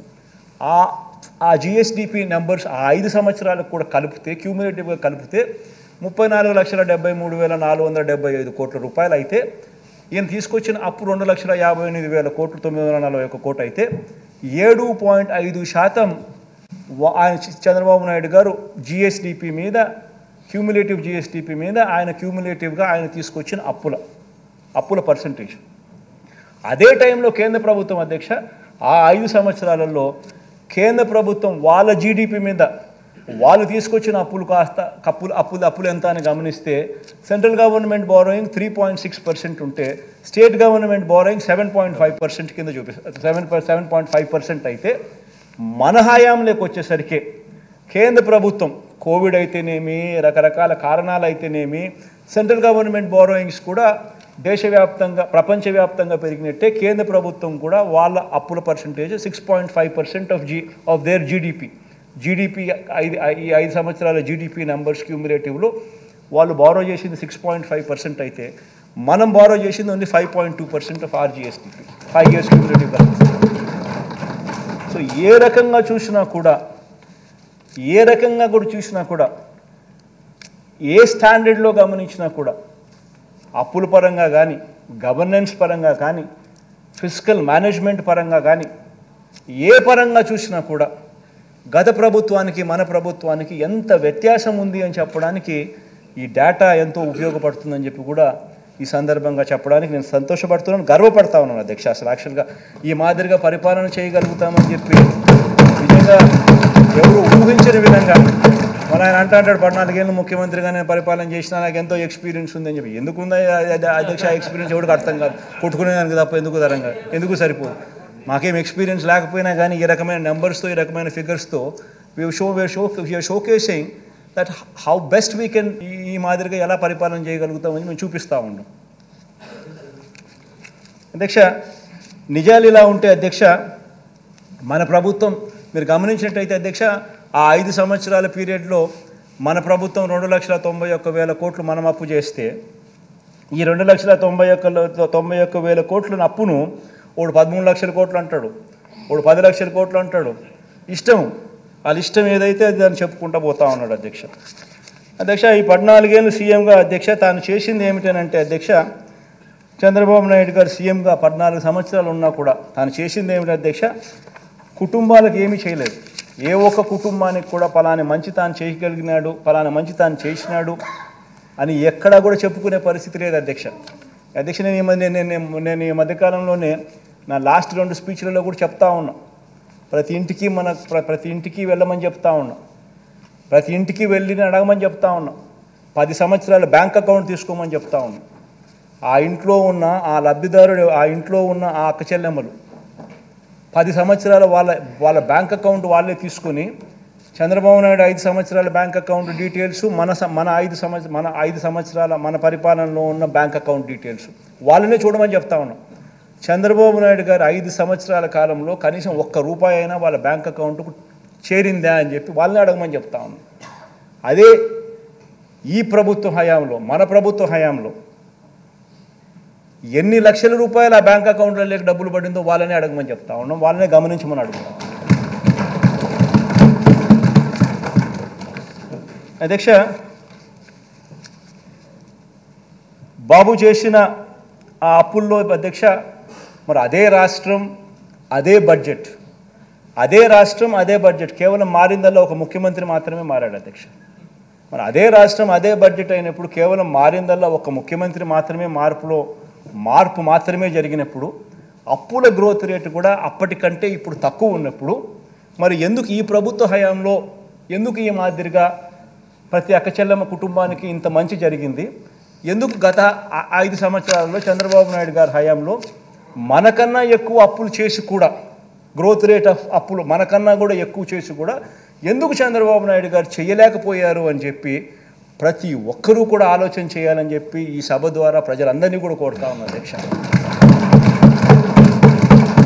ఆ డబ్బులన్నీ ఎవరి జోబీలోకి పోయాయి అని చెప్పి కూడా ప్రజలందరూ ఆలోచన చేయాలి అధ్యక్ష. ఈరోజు నేను గర్వంగా కూడా చెప్తా ఉన్నాను, ఆధార్ నెంబర్తో సహా బ్యాంక్ అకౌంట్ డీటెయిల్స్ సహా చెప్తా ఉన్నాను. 2,55,000 కోట్ల రూపాయలు ఎవరెవరికి ఇచ్చినాము, ఏ ఆధార్ నెంబరు, ఏం బ్యాంక్ అకౌంటు, ఏం డీటెయిల్స్ అని చెప్పగలుగుతా ఉన్నాం. మరి చంద్రబాబు నాయుడు గారి హయాంలో ఎందుకు చేయలేకపోయాడు? ఈ డబ్బులన్నీ ఎవరి జోబీ లేకపోయాయి? ఈనాడికి ఎంత పోయింది, ఆంధ్రజ్యోతికి ఎంత పోయింది, TV5కి ఎంత పోయింది, చంద్రబాబుకి ఎంత పోయింది, జన్మభూమి కమిటీస్కి ఎంత పోయింది, దత్తపుత్రుడికి ఎంత ఇచ్చినాడు? ఇవన్నీ కూడా ప్రజలు ఆలోచన చేయమని చెప్పి నేను కోరుతా ఉన్నాను అధ్యక్ష.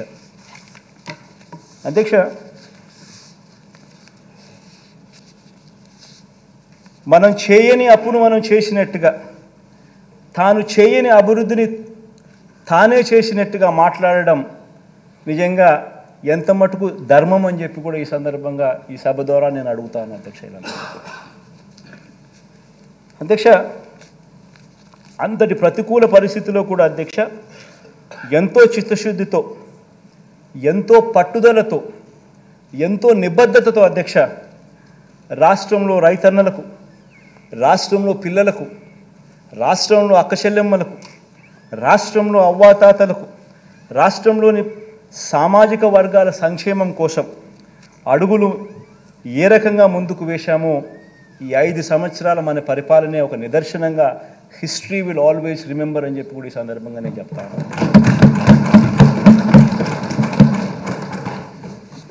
అధ్యక్ష, ఇవన్నీ నిజాలే అయిన అధ్యక్ష, ఇవన్నీ కూడా నిజాలే అయిన అధ్యక్ష, కేంద్ర ప్రభుత్వం నుంచి వస్తాయన్న నిధులు ఆశించినంతగా రాకపోయినా అధ్యక్ష, బాబు చేసిన వల్లమాలిన అప్పులను, ఆ అప్పులకు సంబంధించిన వడ్డీలు అసలు కట్టుకుంటూ కూడా అధ్యక్ష, మరో వంక కోవిడ్ కారణంగా దాదాపు 2 ఆర్థిక సంవత్సరాలు పూర్తిగా ఆదాయాలు తగ్గి ఖర్చులు పెరిగిన పరిస్థితులు ఉన్నప్పటికీ అధ్యక్ష ఏ కారణము చూపించలేదు. ఇవన్నీ కారణాలు ఉన్నాయి అని చెప్పి ఎగరగొట్టడానికి అన్ని కారణాలు చూపించి ఏది కూడా ఎవరికి కూడా మంచి చేసే విషయంలో ఎక్కడా కూడా ఎగరగొట్టలేదు అధ్యక్ష. ఎన్ని కారణాలున్నా కూడా, ఎన్ని ఇబ్బందులున్నా కూడా, ఎన్ని అవస్థలున్నా కూడా ప్రతి పేదవాడి ముఖంలో చిరునవ్వును చూడాలనే ఈ ప్రభుత్వం అడుగులు ముందుకు వేసింది అని చెప్పి చెప్పడానికి గర్వపడతాను. ఇచ్చిన ప్రతి మాట అధ్యక్ష నిలబెట్టుకుంటూ ఏకంగా 99% హామీలను మేనిఫెస్టోలో చెప్పినటువన్నీ కూడా అమలు చేసి ప్రతి మేనిఫెస్టోను కూడా ప్రతి ఇంటికి తీసుకొని పోయి దాన్ని చూపిస్తూ ఈరోజు ఆశీస్సులు అందుకుంటా ఉన్న ప్రభుత్వం మనది మాత్రమే అని చెప్పడానికి కూడా గర్వపడతాను అధ్యక్ష. కాబట్టి అధ్యక్ష, ఇంటింటి ఆర్థిక వ్యవస్థను మనం మార్చగలిగాం. పేద కుటుంబాలకు వీలైనంత అండగా నిలబడగలిగాం. పేదలకు అందించే ప్రతి రూపాయిని కూడా అధ్యక్ష వారి తలరాతను మార్చే విధంగా, వారి భవిష్యత్తును మార్చే విధంగా, వారి పిల్లలు పేదరికం నుంచి బయటకు వచ్చే విధంగా ప్రతి రూపాయిని కూడా అధ్యక్ష బాధ్యతతో ఖర్చు పెడుతూ, బాధ్యతతో వాళ్ళకి ఇస్తూ హ్యూమన్ క్యాపిటల్ను మీద పెట్టుబడిగా పెడతా వచ్చినాం అధ్యక్ష. అధ్యక్ష, మీరే ఆలోచించండి అధ్యక్ష, మీరే ఆలోచన చేయమని అడుగుతా ఉన్నాను. ఇక్కడ ఉన్న వాళ్ళందరినీ కూడా ఆలోచన చేయమని అడుగుతా ఉన్నాను. ప్రజలందరూ కూడా దీన్ని చూస్తూ ఉన్న ప్రజలందరూ కూడా ఆలోచన చేయమని కోరుతా ఉన్నాను. ఏ ప్రభుత్వం అయినా కూడా 5 సంవత్సరాల పాలన చేసి 5 సంవత్సరాలలో ప్రజలకు చెడు చేసిందని కానీ, మంచి చేయలేదని కానీ, మేనిఫెస్టోలో ఇచ్చిన వాగ్దానాలు అమలు చేయలేదని కానీ ప్రతిపక్షం నమ్మితే నిజంగా నమ్మితే అలాంటి పరిస్థితుల్లో అధికార పార్టీని ఎదుర్కోవడానికి ప్రతిపక్షాలన్నీ ఏకం కావాల్సిన అవసరం ఏముంది అధ్యక్ష? అధ్యక్ష, నేను ఏకం కావాల్సిన అవసరం ఏముంది అధ్యక్ష? ఎట్టాగో గాలికి ఎగిరిపోతారు. ఏకం కావాల్సిన అవసరం ఏముంది అధ్యక్ష? ఇంతే కదా అధ్యక్ష, జాతీయ పార్టీతో కూడా ప్రత్యక్షంగా ఒకరితోనూ, పరోక్షంగా మరొకరితోనూ, జాతీయ పార్టీలతో కూడా అధ్యక్ష అవగాహన కుదుర్చుకొని కుట్రలతో పరువు దక్కించుకోవాల్సిన పరిస్థితిలో ఈరోజు మన ప్రతిపక్షం ఉందంటే దాని అర్థం ఏమిటి అధ్యక్ష? ఆలోచన చేయమని అడుగుతా ఉన్నా. ఇంతమందిని ఏకం చేసి ఇన్ని కుట్రలు పన్ని, ఇన్ని ఈనాడు, ఆంధ్రజ్యోతి, TV5, ఇంతమంది, ఇన్ని పార్టీలు, ఇన్ని కుట్రలు, ఇన్ని కుతంత్రాలు, ఇన్ని పొత్తులు, ఆ పక్క చూస్తే అర్జునుడు ఒకడు. ఆలోచన చేయమని అడుగుతాను అధ్యక్ష. ప్రతిపక్షం బలపడలేదు అధ్యక్ష. అభివృద్ధి చేసిన అధికార పార్టీకి తిరుగు లేదు అధ్యక్ష. దీని అర్థం ఇదే. అందుకనే ఇవన్నీ జరుగుతూ ఉన్నాయి అధ్యక్ష. ప్రజల్లో వారు లేరు కాబట్టి ప్రతిపక్షం కుట్రలను, పొత్తులను ఆశ్రయించింది అధ్యక్ష. పొత్తులతో పాటు అబద్ధాలని, మోసాలని కూడా నిజంగా ఆశ్రయించడం అన్నిటికన్నా దారుణం అధ్యక్ష. అధ్యక్ష, అందుకనే ఈ మధ్య కాలంలో చంద్రబాబు నాయుడు గారు కొత్త కొత్త వాగ్దానాలతో కొత్త కొత్త గారడీలు చేస్తూ ఉన్నాడు. అసలు ఎక్కడా లేని కొత్త కొత్త వాగ్దానాలు అధ్యక్ష. ఈ వాగ్దానాల గురించి మాట్లాడే ముందు అధ్యక్ష ఒక్క విషయం, ప్రతి ఇంట్లో ప్రతి పేద కుటుంబం ప్రతి ఒక్క కుటుంబం కూడా ఆలోచన చేయమని చెప్పి కొడతా ఉన్నాం. దీని గురించి ఈ వాగ్దానాలు గురించి చంద్రబాబు చేసిన వాగ్దానాల గురించి మాట్లాడే ముందు అధ్యక్ష ప్రతి విషయం కూడా ఆలోచన చేయమని అడుగుతాను. ప్రతి ఒక్కరు ఆలోచన చేయమని అడుగుతా ఉన్నాం. చంద్రబాబుకు ఎన్నేళ్ళని? చంద్రబాబు నాయుడు వయసు 75. అది వెరీ ఇంపార్టెంట్ అధ్యక్ష. చంద్రబాబు రాజకీయాల్లోకి వచ్చి ఎన్నేళ్ళు అయింది అధ్యక్ష? 45 ఏళ్ళు అధ్యక్ష. చంద్రబాబు మొదటిసారి సీఎం అయ్యి ఎన్నేళ్ళు అయింది అధ్యక్ష? దాదాపు 30 సంవత్సరాలు అధ్యక్ష. మరి ఇన్నేళ్ల తర్వాత కూడా అధ్యక్ష, ఇన్ని సంవత్సరాల తర్వాత కూడా 3 సార్లు సీఎం అయిన తర్వాత కూడా అధ్యక్ష, 3 సార్లు సీఎం అయిన తర్వాత కూడా అధ్యక్ష, ఇంకా ఇప్పటికి కూడా ఇంకా ఇది చేశా కాబట్టి నాకు ఓటేయండి అని ఆయన నోట్లో నుంచి రావడం లేదు అధ్యక్ష. ఇప్పుడు కూడా ఏమంటున్నాడు అధ్యక్ష, నాకు మరోసారి ఛాన్స్ ఇస్తే నేను అది చేస్తా ఇది చేస్తా అని చెప్తున్నాడు అధ్యక్ష. ఈ రోజుకి కూడా అధ్యక్ష ప్రతి పేద కుటుంబం అధ్యక్ష, ప్రతి సమావేశంలో ప్రతి ఒక్కరూ కూడా ఈ విషయంగా ఆలోచన చేయాలి, ఈ విషయంగా చర్చ జరగాలి అధ్యక్ష. ఇన్నేళ్ల తర్వాత కూడా చంద్రబాబు గారి పేరు చెబితే ఇన్ని సంవత్సరాల తర్వాత 3 సార్లు ముఖ్యమంత్రి, 14 ఏళ్ళు ముఖ్యమంత్రిగా పరిపాలన చేశాడు. ఇంతకుముందు నేను చెప్పినట్టుగా 75 ఏళ్ళ వయసు, 45 ఏళ్ళ రాజకీయ జీవితం, 30 ఏళ్ళ కిందట నేను ముఖ్యమంత్రి అయినాడు. ఇన్ని సంవత్సరాల తర్వాత ఈ రోజుకి కూడా చంద్రబాబు పేరు చెబితే గుర్తుకొచ్చే కనీసం ఒక్క స్కీమ్ అయినా ఉందా అని చెప్పి ప్రతి ఒక్కరూ ఆలోచన చేయాలి. ఆయన పేరు చెప్తే అధ్యక్ష, ఆయన పేరు చెప్తే ఈ రోజుకి కూడా గుర్తుకొచ్చే ఒక్క స్కీము లేదు. కానీ ఆయన పేరు చెబితే మాత్రం ఇవాళటికి కూడా గుర్తుకొచ్చేది ఇవాళటికి కూడా అధ్యక్ష ఎన్టీ రామారావును వెన్నుపోటు ఎవడు పొడిచాడు అని అంటే గుర్తుకొచ్చే పేరు ఫస్ట్ చంద్రబాబు నాయుడు. ప్రజలను ఎవరు వెన్నుపోటు పొడిచారంటే గుర్తుకొచ్చే పేరు చంద్రబాబు నాయుడు. అక్క చెల్లెమ్మలను ఎవరు వెన్నుపోటు పొడిచారంటే గుర్తుకొచ్చే చంద్రబాబు నాయుడు. 2000 రూపాయల నిరుద్యోగ భృతి తర్వాత ఇవ్వకోకుండా ఎగరగొట్టింది ఎవరంటే ఇప్పటికీ చంద్రబాబు. బ్యాంకుల్లో పెట్టిన బంగారం రైతులకు ఇప్పిస్తానని చెప్పింది ఎగరగొట్టింది ఎవరంటే చంద్రబాబు. రైతులకు రుణమాఫీ అని చెప్పి ఎగరగొట్టింది ఎవరంటే ఇప్పటికీ చంద్రబాబు. గుర్తుకొచ్చేటివి అధ్యక్ష ఇవన్నీ, నేను చెప్పేటివన్నీ కూడా అధ్యక్ష. అధ్యక్ష బాబు పేరు చెప్తే అధ్యక్ష గుర్తుకొచ్చే స్కీమ్ ఒకటంటే ఒకటైనా ఉందా అని అడుగుతా ఉన్నాను. ప్రతి కుటుంబంలోనూ ఈ చర్చ జరగాలి అధ్యక్ష. అధ్యక్ష బాబు చంద్రబాబు అధ్యక్ష మీ సామాజిక వర్గాలకు చేసిన మేలు ఏమన్నా ఉందా అని కూడా ప్రతి సామాజిక వర్గంలో కూడా చర్చ జరగాలి అధ్యక్ష. ఎందుకంటే ప్రతి సామాజిక వర్గాన్ని మోసం చేశాడు. అసలు ఆయన మేనిఫెస్టో వచ్చింది అని అంటే అధ్యక్ష ఇంతలా బుక్ వస్తుంది. ఆ బుక్లో ఒక్కొక్క పేజీలో ఒక్కొక్క సామాజిక వర్గానికి ఇన్ని హామీలను పెడతాడు. ఎన్నికలు అయిపోయిన తర్వాత ఆ బుక్ ఆ మేనిఫెస్టో ఎక్కడికి పోతుందంటే చెత్తబుట్టలోకి వెళ్ళిపోతుంది. ఆ మేనిఫెస్టో ఎక్కడుందని చెప్పి నెట్లో ఎతికినా కూడా ఎక్కడ కనిపించదు. కనీసం నెట్లో కూడా దాన్ని కనపడకుండా చేసేస్తారు. ఏ సామాజిక వర్గానికి కూడా తను చేసింది ఏమిటి అని అంటే కూడా కనీసం చెప్పుకునేదానికి ఏమీ లేని అధ్వానమైన పరిస్థితిలో ఆయన పాలన సాగింది. ప్రతి ఇంట్లో ఈ చర్చ జరగాలి అధ్యక్ష. అధ్యక్ష బాబు పేరు చెప్తే అధ్యక్ష ఏ గ్రామానికైనా తాను వెళ్ళి ఇన్ని సంవత్సరాలు ముఖ్యమంత్రి ఇన్ని బ్యాక్గ్రౌండ్ అంతా చెప్పిన, 75 ఏళ్ళ వయసు అని చెప్పినాను, 30 ఏళ్ళు కిందట ముఖ్యమంత్రి అని చెప్పినాను, 3 సార్లు ముఖ్యమంత్రి అయినాడు అని చెప్పినాను, 14 ఏళ్ళు పాలన అని చెప్పినాము. ఇన్ని చెప్పిన తర్వాత అధ్యక్ష ఏ గ్రామంలో అయినా కూడా ఆయన అక్కడికి వెళ్ళి నిలబడి నా హయాంలో నా ప్రభుత్వంలో ఇది నేను చేశా అని చెప్పి అనుకుంటే కనీసం ఒకటన్నా ఒక బిల్డింగ్ అన్నా కనిపిస్తుందని అడుగుతున్నాను. ఒక స్కూలు కనిపించదు, ఒక హాస్పిటల్ కనిపించదు, ఒక బిల్డింగ్ కనిపించదు. పైగా స్కూళ్ళన్నీ నిర్వీర్యం.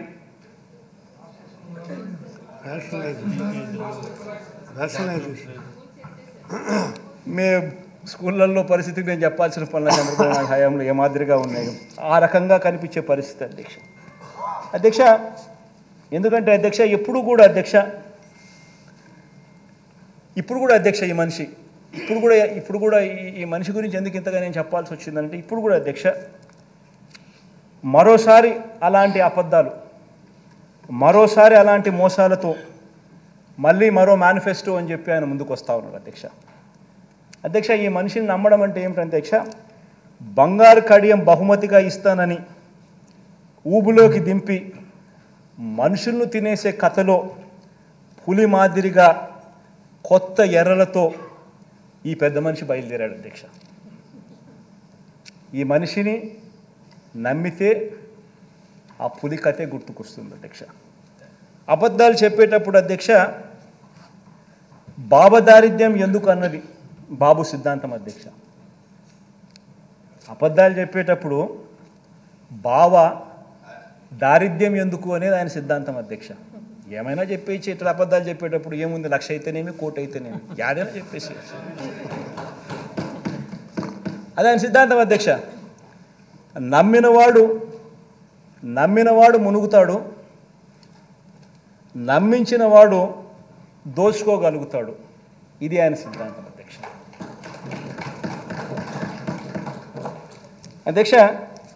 ఈ సిద్ధాంతం ప్రకారమే అధ్యక్ష బాబు ఏం చేస్తున్నాడు అని అంటే అధ్యక్ష, ఇటీవల ఎన్నికలు జరిగిన 4 రాష్ట్రాల ఎన్నికలు జరిగాయి అధ్యక్ష ఇటీవల ఈ మధ్యకాలంలోనే. ఆ 4 రాష్ట్రాలను తీసుకున్నాడు అధ్యక్ష. తీసుకొని ఆ రాష్ట్రాల్లో ప్రజలకు ఆ పార్టీలు ఏ వాగ్దానాలు చెప్పారు, ఏ వాగ్దానాలు బాగా ఇంపుగా ఉన్నాయి అని చెప్పి ఆయన తెప్పించుకున్నాడు అధ్యక్ష. అందులో నుంచి ఒక 6 డజన్ తీసుకున్న అధ్యక్ష వేరే రాష్ట్రాల్లో ఎలాగో ఈయన మాటలు నమ్మరు కాబట్టి మన రాష్ట్రంలో పేదలకు కూడా వేరే రాష్ట్రాల్లో ఎలాగో అక్కడ వాళ్ళ ప్రజలు ఆ పార్టీలకు చెప్పిన వాళ్ళు నమ్మినారు కాబట్టి ఏదో బాగున్నాయని చెప్పి ఈయన కూడా మెంటల్గా ప్రిపేర్ అయ్యి మన రాష్ట్రంలో కూడా అధ్యక్ష పేదలను నమ్మించడం కోసం, మళ్ళీ మోసం చేయడం కోసం అలాంటి కార్యక్రమాలే మన రాష్ట్రంలోకి తీసుకొచ్చేదానికి ఇదే మనిషి చంద్రబాబు నాయుడు గారు ఆ 6 డజన్ హామీలను తీసుకొచ్చారు అధ్యక్ష. హైదరాబాద్లో కూర్చున్నాడు అధ్యక్ష, ఇంట్లో నుంచి కాలు బయట పెట్టలేదు, కేవలం హైదరాబాద్లో కూర్చున్నాడు, ఇంట్లో కూర్చున్నాడు. వాగ్దానాలన్నీ మిగతా 4 రాష్ట్రాల్లో ఎవడోడు ఏమేమి వాగ్దానాలు చేశాడని చెప్పి చూసుకున్నాడు. ఒక 6 డజన్ వాగ్దానాల నుంచి తీసుకొచ్చాడు. ఆ వాగ్దానాలన్నీ కూడా కిచిడి చేసి దాన్ని ఒక మేనిఫెస్టో రూపంలో తీసుకొచ్చాడు అధ్యక్ష.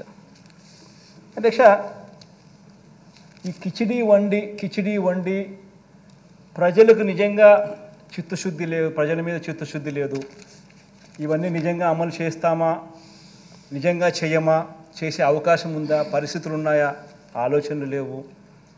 కేవలం మోసం చేయడానికి ఏది చెప్పాలా, ఏది చెప్తే ప్రజలను ఈజీగా నమ్మించగలుగుతాం అనే ఒక్క దిక్కుమాలిన ఆలోచనలతో అడుగులు ముందుకు పడతా ఉన్నాయి అధ్యక్ష.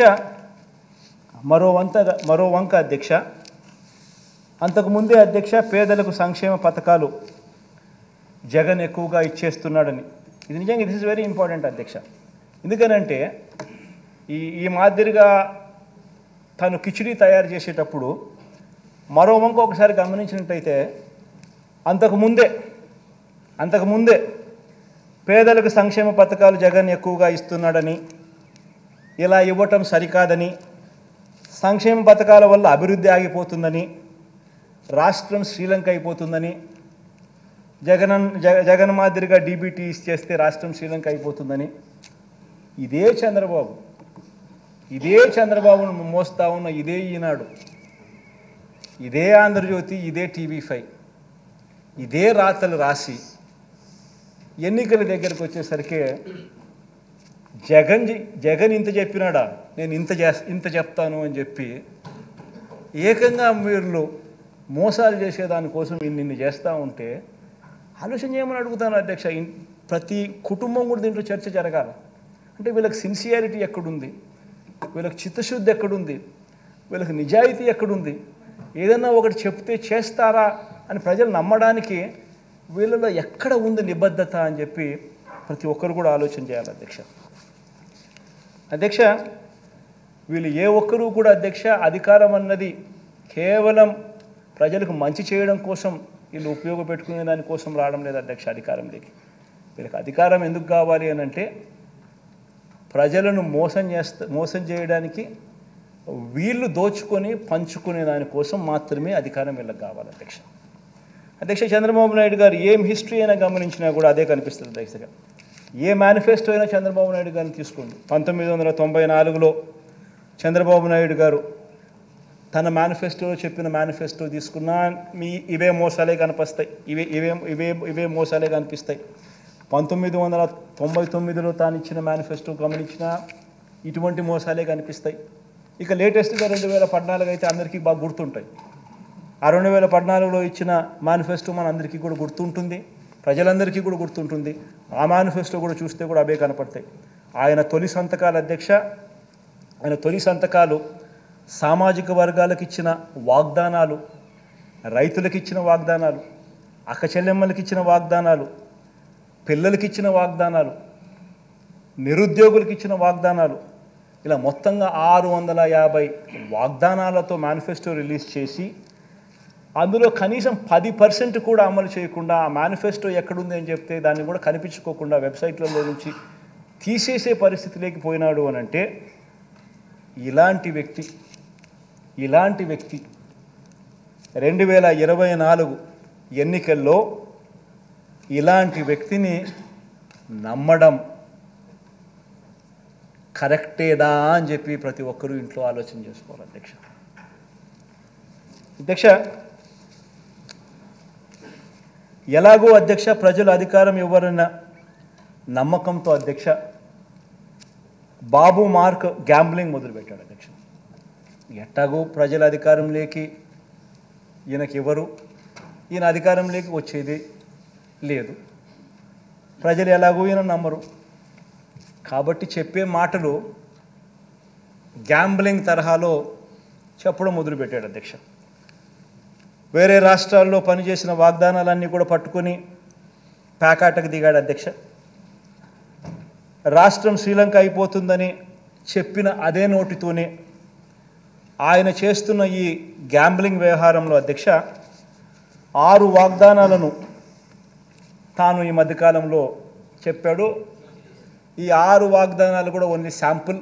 ఈ 6 వాగ్దానాలు ఇంకా ఈ 6 వాగ్దానాలకు ఇంకా అదనపుగా చాలా వస్తాయి అని చెప్పి కూడా చెప్పాడు అధ్యక్ష నేను ఒకసారి ఇక్కడ ప్రతి ఒక్కరికి కూడా ఆలోచన చేయమని అడుగుతా ఉన్నాను.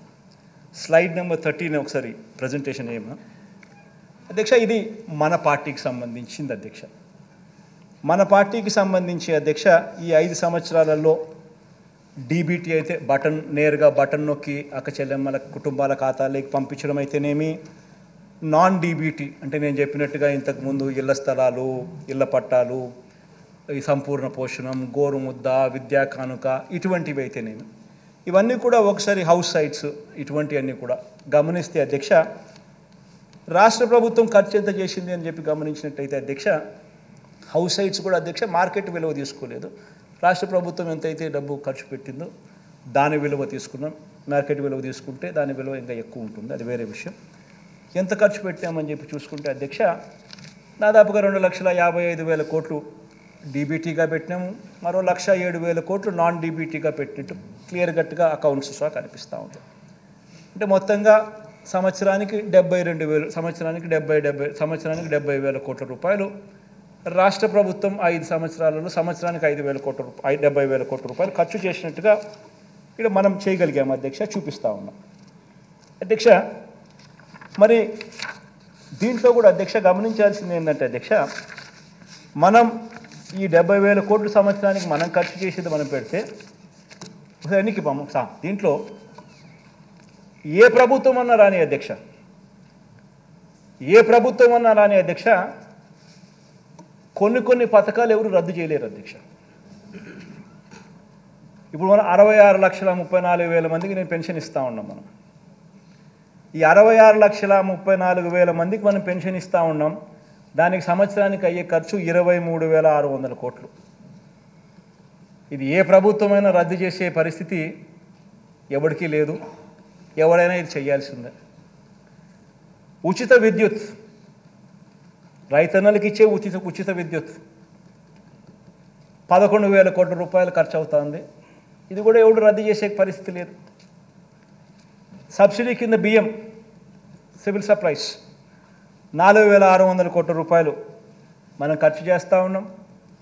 ఇది కూడా ఎవరు టచ్ కూడా చేయలేని సబ్జెక్టు. ఆరోగ్యశ్రీ, ఆరోగ్య ఆసరా 104, 108 4,400 కోట్ల రూపాయలు మనం ఖర్చు చేస్తూ ఉన్నాం సంవత్సరానికి. ఇది కూడా ఎవరు టచ్ చేయలేని సబ్జెక్ట్. ఫీజు రీఎంబర్స్మెంట్, పూర్తి ఫీజు రీఎంబర్స్మెంట్ విద్యా దీవెన కింద మనం ఇస్తూ ఉన్నాం.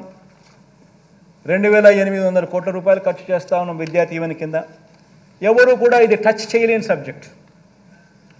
రద్దు చేయాలి అని అంటే టచ్ చేయలేని సబ్జెక్ట్. జగనన్న వసతి దీవెన కింద మరో 2,200 కోట్లు దగ్గర ఇస్తూ ఉన్నాం. ఇది కూడా ఎవరు టచ్ చేయలేని సబ్జెక్ట్.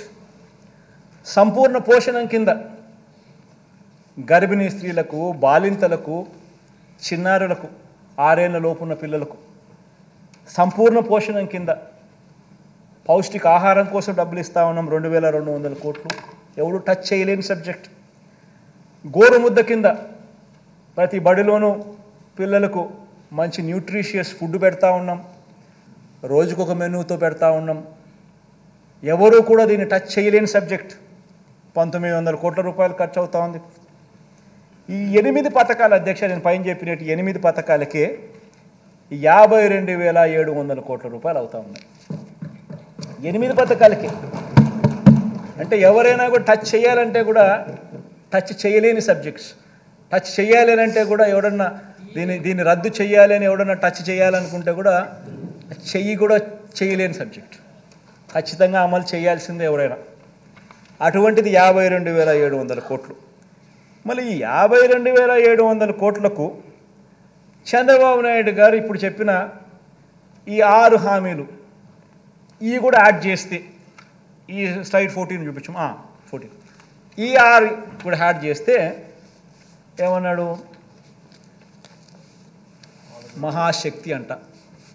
18 ఏళ్ళు నిండిన ప్రతి మహిళకు నెలకు 1,500, అంటే ఏడాదికి 18 ఏళ్ళు నిండిన ఎంతమంది ఉన్నారని అంటే మన ఓటర్స్ జాబితా చూస్తే తెలుస్తుంది అధ్యక్ష. మన ఓటర్ల లిస్టు చూస్తే ఎంతమంది మహిళలు ఉన్నారు, 18 ఏళ్ళు నిండిన వాళ్ళంతా మొత్తం ఓటర్స్ లిస్టులో ఉంది. వాటికి మనము 2,10 లక్షలు ఉంటే మనం వాటికి 2 కోట్లు చూపిస్తున్నాం. కొంచెం వాటికి తగ్గించినాం. అట్లా వేసుకున్నా కానీ 36,000 కోట్లు ఈ మహాశక్తికి.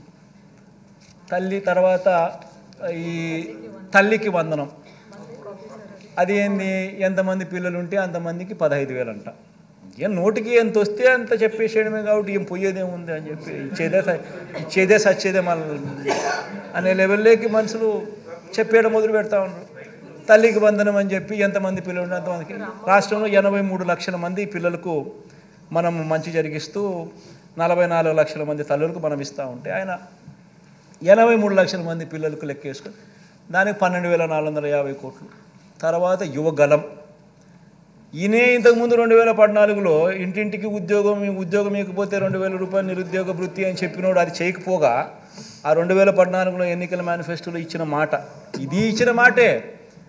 ఆ అక్క చెల్లెమ్మలకు ఆ డబ్బు కూడా తను చెప్పిన మాటే, ఆ మహాశక్తి లాంటిది. అది లేదు, ఈ యువగలము లేదు. 2014లో చెప్పింది లేదు, చేసింది లేదు. దీనికేమో మళ్ళీ 20 లక్షల మంది పిల్లలకు నెలకు 3,000 రూపాయలు చొప్పున వేసుకుంటే 7,200 కోట్లు. తర్వాత దీపం పథకం, 2014 ఎన్నికల మేనిఫెస్టోలో కూడా ఇలాంటి పథకమే పెట్టినాడు, గ్యాస్ సిలిండర్ల పథకం. అది చేసింది లేదు. అది చేయకపోగా ఇప్పుడు కొత్తగా ప్రతి కుటుంబానికి 3 గ్యాస్ సిలిండర్లు ఉచితమని చెప్పి మళ్ళీ పెట్టాడు. దానికి 4,600 కోట్లు. తర్వాత అన్నదాత అని మన రైతన్నలకు మనం 13,500 రైతన్నలకు ఇస్తా ఉన్నాం. మనం చెప్పింది రైతన్నలకు 12,000 ఇస్తామని, కానీ మనం రైతన్నలకు చెప్పిన దానికన్నా మిన్నగా 13,500 మనం ఇస్తా ఉన్నాం. ఆయన ఆయన రైతులకు రుణమాఫీ చేస్తాను అని చెప్పి మొత్తం సంవత్సరం మొత్తం 5 ఏళ్ళకు కలిపి 87,612 కోట్ల రూపాయలు ఎగరగొట్టి ఆ 5 సంవత్సరాలు కలిపి ఆయన 15,000 కోట్లు ఇస్తే మనం ఇప్పటికే ఈ ఒక్క పథకానికే దాదాపుగా 30,000 కోట్ల పైచిలుకు 33,000 కోట్లు మనము ఈ రైతు భరోసా కింద మనం ఇప్పటికే ఇచ్చేసాం రైతులకు. అలాంటి పథకానికి కూడా మళ్ళా అప్పుడు 13,500 ఇవ్వడానికే రైతులకు మనసు రాలే. ఇప్పుడు దానికి పోయేదేముందిలే అని చెప్పి 20,000 అంటున్నాడు. దానికి ఇంకొక 10,000 కోట్లు, 11,000 కోట్లు, అంతా కలిపితే 73,000 కోట్లు.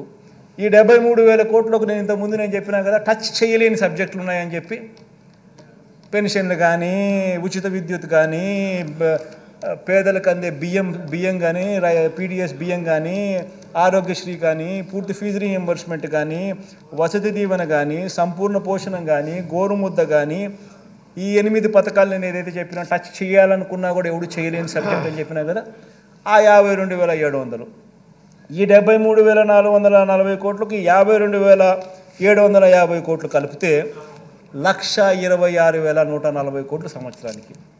అంటే నేను 70,000 కోట్లు మన ప్రభుత్వం 70,000 కోట్లు చేయడానికే నిజంగా కింద మీద పడతా ఉన్నాం. గవర్నెన్స్లో ఎప్పుడూ జరగని మార్పులు తీసుకొచ్చినాం. కరప్షన్ అనేది ఎక్కడ లేకుండా చేసినాం. పూర్తిగా స్ట్రీమ్లైన్ చేసినాం. చిత్తశుద్ధి చూపిస్తూ ఉన్నాం. నిబద్ధతతో చేస్తూ ఉన్నాం. ఇంత చేస్తూ ఉన్నా కూడా మనం 70,000 కోట్లకు చాలా అంటే చాలా లాగుతూ ఉంటే కూడా జరుగుతూ ఉంటే ఈయన 1,26,000 కోట్ల రూపాయల సంవత్సరానికి నేను చేసేస్తాను అని చెప్తా ఉన్నాడు.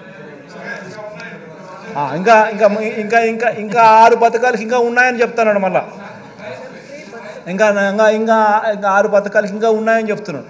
అంటే నేను అడుగుతా ఉన్నాను అధ్యక్ష, అంటే మనం 70,000కే కష్టపడతా ఉంటే 1,26,000 ఇప్పటికే మళ్ళా ఇంకా ఇంకా ఇంకా ఏదో చెప్తాను అంటున్నాడు. అంటే నేను ఆలోచన చేయమని చెప్తాను. ప్రతి ఇంట్లో ఈ చర్చ జరగాలి. ఇంత మోసం చేసేదానికోసం ఈ దుర్బుద్ధితో ఈ బుద్ధితో ఈ మాదిరిగా మోసం చేయడం ధర్మమేనా? ప్రజలను ఇంత అబద్ధాలు ఆడడం, ఇంత కుట్రలు పనడం, ఇంత మాదిరిగా మోసం చేయాలనే ఆలోచనతోనే మోసం చేయడానికోసమే ఈ మాదిరిగా ఒక రంగురంగుల మేనిఫెస్టో తీసుకొని వచ్చి ఈ మాదిరిగా మోసం చేసే దిశగా అడుగులు వేయడం ధర్మమేనా అని అడుగుతా ఉన్నా. ఆలోచన చేయమని అడుగుతా ఉన్నా.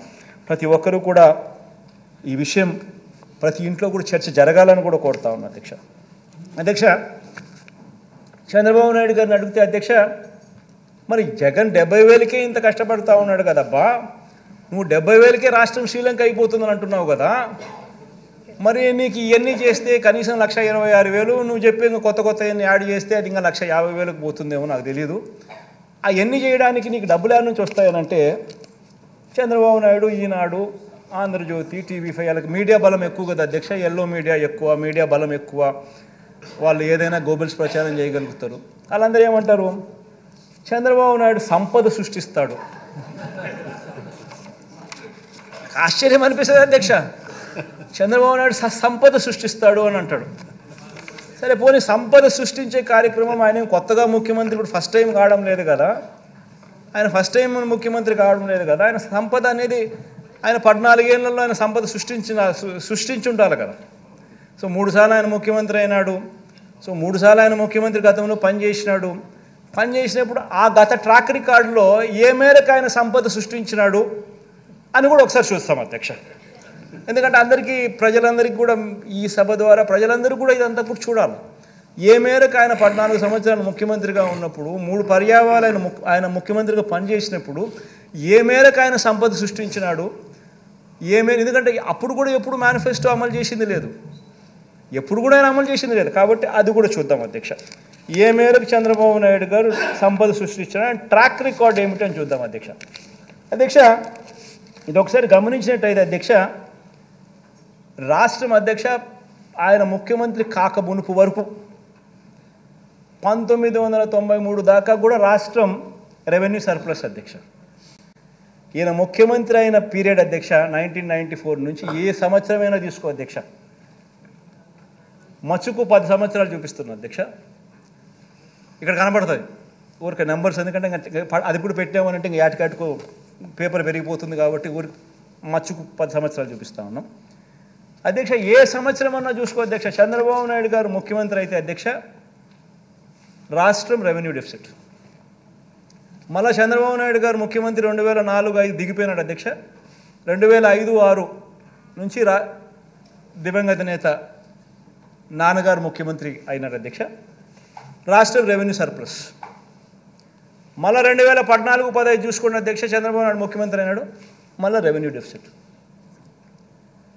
మళ్ళీ రెవెన్యూ డెఫిసిట్ ప్రతి సంవత్సరము కనిపిస్తూ ఉన్నప్పుడు, ఏ సంవత్సరం చూసినా రెవెన్యూ డెఫిసిటే కనిపిస్తూ ఉన్నప్పుడు మరి సంపద ఎక్కడ సృష్టించాడో అని అడుగుతా ఉన్నా. నిజంగా సంపదే సృష్టించి ఉంటే ఏ స్కీము ప్రజల కోసం అమలు చేయని రోజుల్లో అధ్యక్ష ఇవన్నీ సృష్టించి ఉంటే, ఏ స్కీము ప్రజల కోసం అమలు చేయని పీరియడ్లో అధ్యక్ష, ఆ పీరియడ్లో కూడా రెవెన్యూ ఎక్స్పెండిచర్ కొరకే అప్పులు చేయాల్సిన దుస్థితిలో ఆయన పాలన సాగింది అని అంటే ఎక్కడ సృష్టించాడు ఆయన సంపద అని చెప్పి నేను అడుగుతా ఉన్నాను అధ్యక్ష. అధ్యక్ష పోనీ ఇంకొక స్లైడ్ చూస్తాం అధ్యక్ష, ఇంకొక ఉదాహరణ కూడా చూపిస్తాను అధ్యక్ష. పోనీ ఇంకొక ఉదాహరణ కూడా చూద్దాం. నిజంగా కూడా అధ్యక్ష ఆయన అంత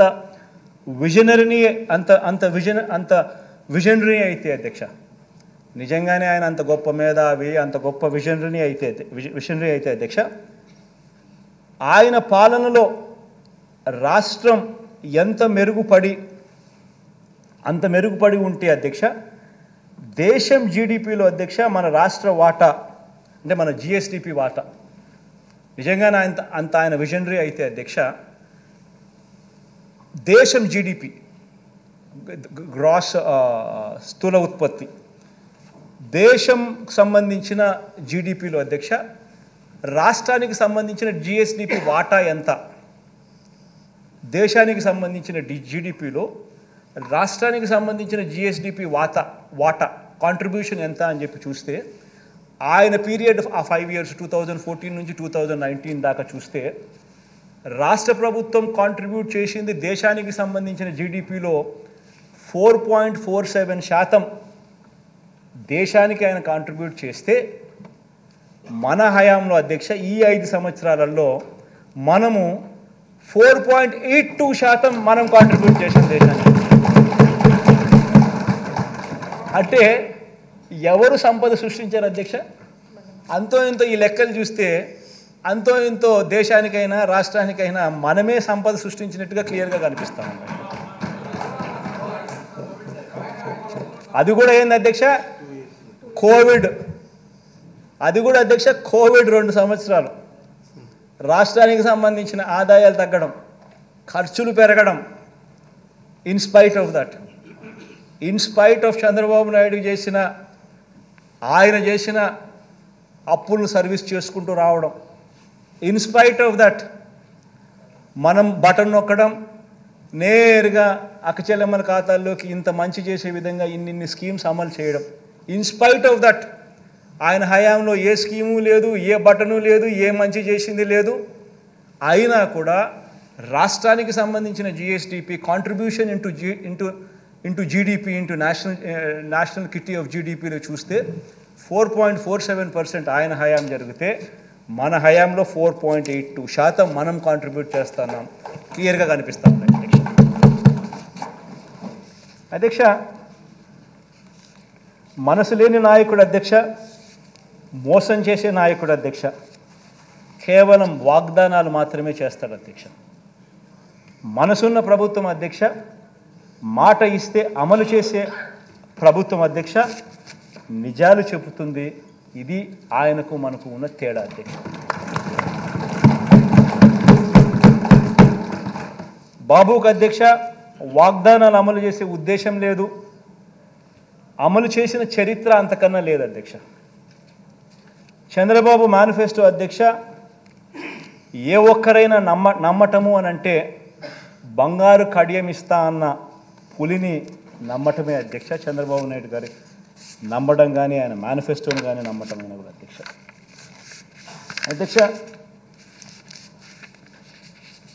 ఇదే గౌరవ సభలో అధ్యక్ష నేను ఇంకా కొన్ని విషయాలు చెప్పాలనుకుంటున్నాను అధ్యక్ష.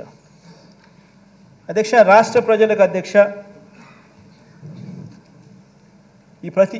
నేను చెప్పే ఈ విషయం చాలా ఇంపార్టెంట్ అధ్యక్ష. రాష్ట్ర ప్రజలకు కూడా అధ్యక్ష, వినమ్రంగా కూడా అధ్యక్ష ఈ విషయాలు తెలియజేస్తూ ఉన్నాం. మనం ఒక్కళ్ళమే ఇటువైపు నుండి మనం పోటీ చేసినాం. అయినా కూడా వాళ్ళందరికీ 46% వాళ్ళకు వస్తే 45% మనకు వచ్చింది. దాదాపుగా వాళ్ళకు మనకు తేడా దాదాపుగా 1% తేడాతో మనం ప్రతిపక్షంలో కూర్చోవాల్సి వచ్చింది. అప్పట్లో నాతో చాలామంది అన్నారు అధ్యక్ష, ఎన్నికలకు ముందు మనం కూడా 87,612 కోట్ల రూపాయలు రుణమాఫీ చంద్రబాబు నాయుడు చెప్తున్నాడు కదా, మనం కూడా చెప్పేద్దాము, చెప్పేస్తే గవర్నమెంట్లోకి వచ్చేస్తాం, మళ్ళీ సంగతి మళ్ళీ చూస్తాంలే అని చెప్పి చాలామంది నాతో అన్నారు. చాలామంది అన్నారు అధ్యక్ష. ఇన్ఫ్యాక్ట్ అంటే అందరూ నా శ్రేయోభిలాషులే, ఎవరు అన్యాయస్తులు కాదు, నా శ్రేయోభిలాషులే. నన్ను ముఖ్యమంత్రిగా సీట్లో కూర్చోడానికి చూడడానికి సంతోషపడే నా శ్రేయోభిలాషులే, మన పార్టీకి శ్రేయోభిలాషులే. నేను అన్నా అధ్యక్ష, చెయ్యలేనిది చెప్పకూడదు, మాట ఇస్తే తప్పకూడదు అని చెప్పి. అధ్యక్ష, ఆ ఒక్క మాట నేను అబద్ధం చెప్పని కారణంగా, ఆ ఒక్కరోజు నేను అధర్మం చేయని కారణంగా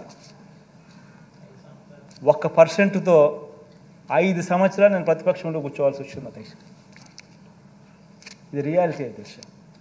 ఒక అబద్ధం చెప్పిందంటే జగన్ ముఖ్యమంత్రి అయి ఉండేవాడు, అధికారంలో జగన్ ఉండేవాడు, చంద్రబాబు నాయుడు ప్రతిపక్షంలో ఉండేవాడు. జగన్ ఒక అబద్ధం చెప్పలా, చేయలేనని చెప్పాడు, మాట మీద తాను నిలబడతాడు అన్న ఒకే ఒక్క అంశం మీద జగన్ అబద్ధం చెప్పలా, 5 సంవత్సరాలు ప్రతిపక్షంలో కూర్చున్నాను. కానీ అధ్యక్ష, నేను ఈరోజు కూడా చెప్తా ఉన్నా, ఈరోజు కూడా నాకు రిగ్రెట్ లేదు అధ్యక్ష. ఈరోజు కూడా నేను వెనక్కి పోయి ఆ పీరియడ్లో మళ్ళీ ఒకసారి రీవిజిట్ చేసి, ఈరోజు నువ్వు ప్రతిపక్షంలో కూర్చున్నావు కాబట్టి మళ్ళీ ఆ రోజు మళ్ళీ రీవిజిట్ చేసి మళ్ళీ అబద్ధం నువ్వు చెప్తావా అని అడిగితే ఈరోజు కూడా నేను చెప్తాను అధ్యక్ష, నా నోట్లో నుంచి అబద్ధాలు రావనే చెప్తాను.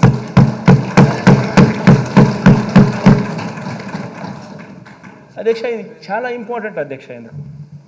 ఎందుకనంటే నేను ఆ రోజు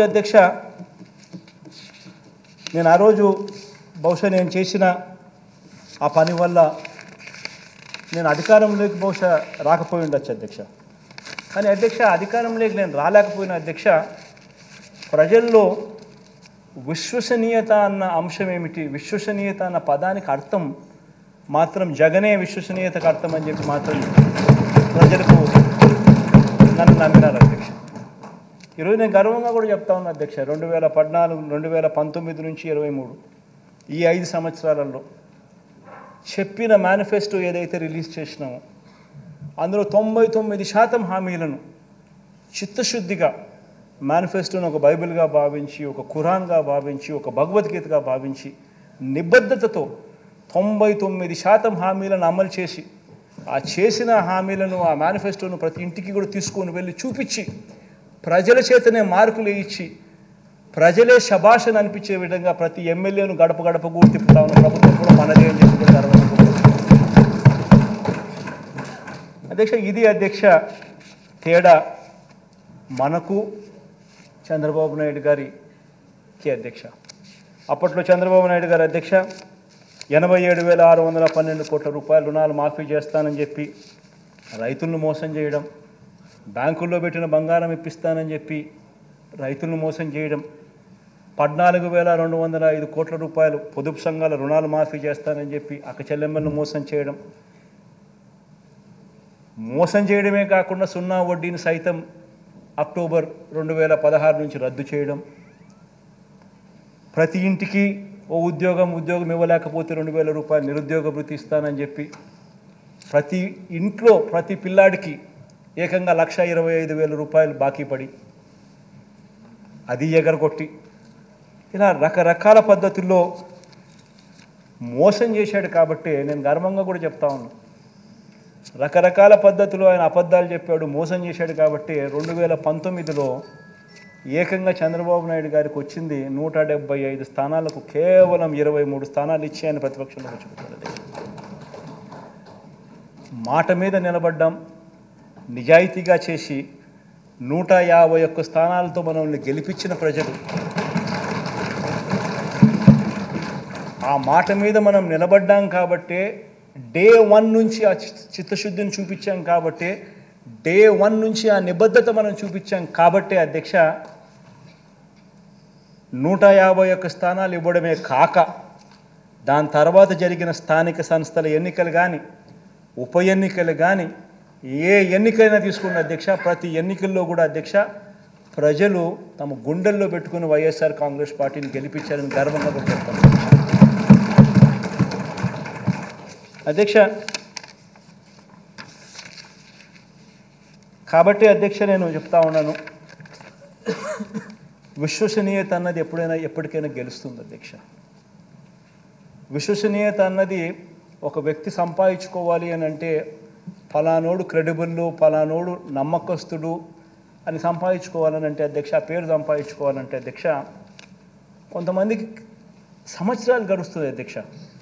ఆ అవకాశం రాకపోవచ్చు, సంపాదించుకునే పరిస్థితి కూడా కొంతమందికి ఉండకపోవచ్చు, మంచోళ్ళు అయినప్పటికీ కూడా. దేవుడి దయ వల్ల ఆ పేరు వైఎస్ఆర్ కాంగ్రెస్ పార్టీ సంపాదించుకోగలిగింది అని చెప్పి గర్వంగా నేను ఈరోజు కూడా చెప్తా ఉన్నా అధ్యక్ష, వైఎస్ఆర్ కాంగ్రెస్ పార్టీ చేయగలిగిందే చెప్తుంది, చెప్పింది ఏదైనా కూడా ఖచ్చితంగా మాట మీద నిలబడుతుంది అని మాత్రం 100%గా చెప్తాను. ప్రతి ఇంట్లో కూడా ఈ చర్చ జరగాలి, ఈ జరిగిన ప్రతి విషయం కూడా ఆలోచన జరగాలి, మీ ద్వారా ప్రతి ఇంట్లో కూడా ఈ చర్చ జరగాలని కూడా కోరుకుంటూ దేవుడి దయతో ప్రజలందరి చల్లని దీవెనలతో మళ్ళీ 3 నెలలకు మళ్ళీ ఇదే చట్టసభలో పూర్తి స్థాయి బడ్జెట్ మళ్ళీ ప్రవేశపెట్టి అఖండమైన మెజారిటీతో మళ్ళీ ప్రజల మన్ననలు కూడా ఖచ్చితంగా పొందుతామని చెప్పి కూడా ఈ సందర్భంగా తెలియజేసుకుంటూ సెలవు తీసుకుంటున్నాను.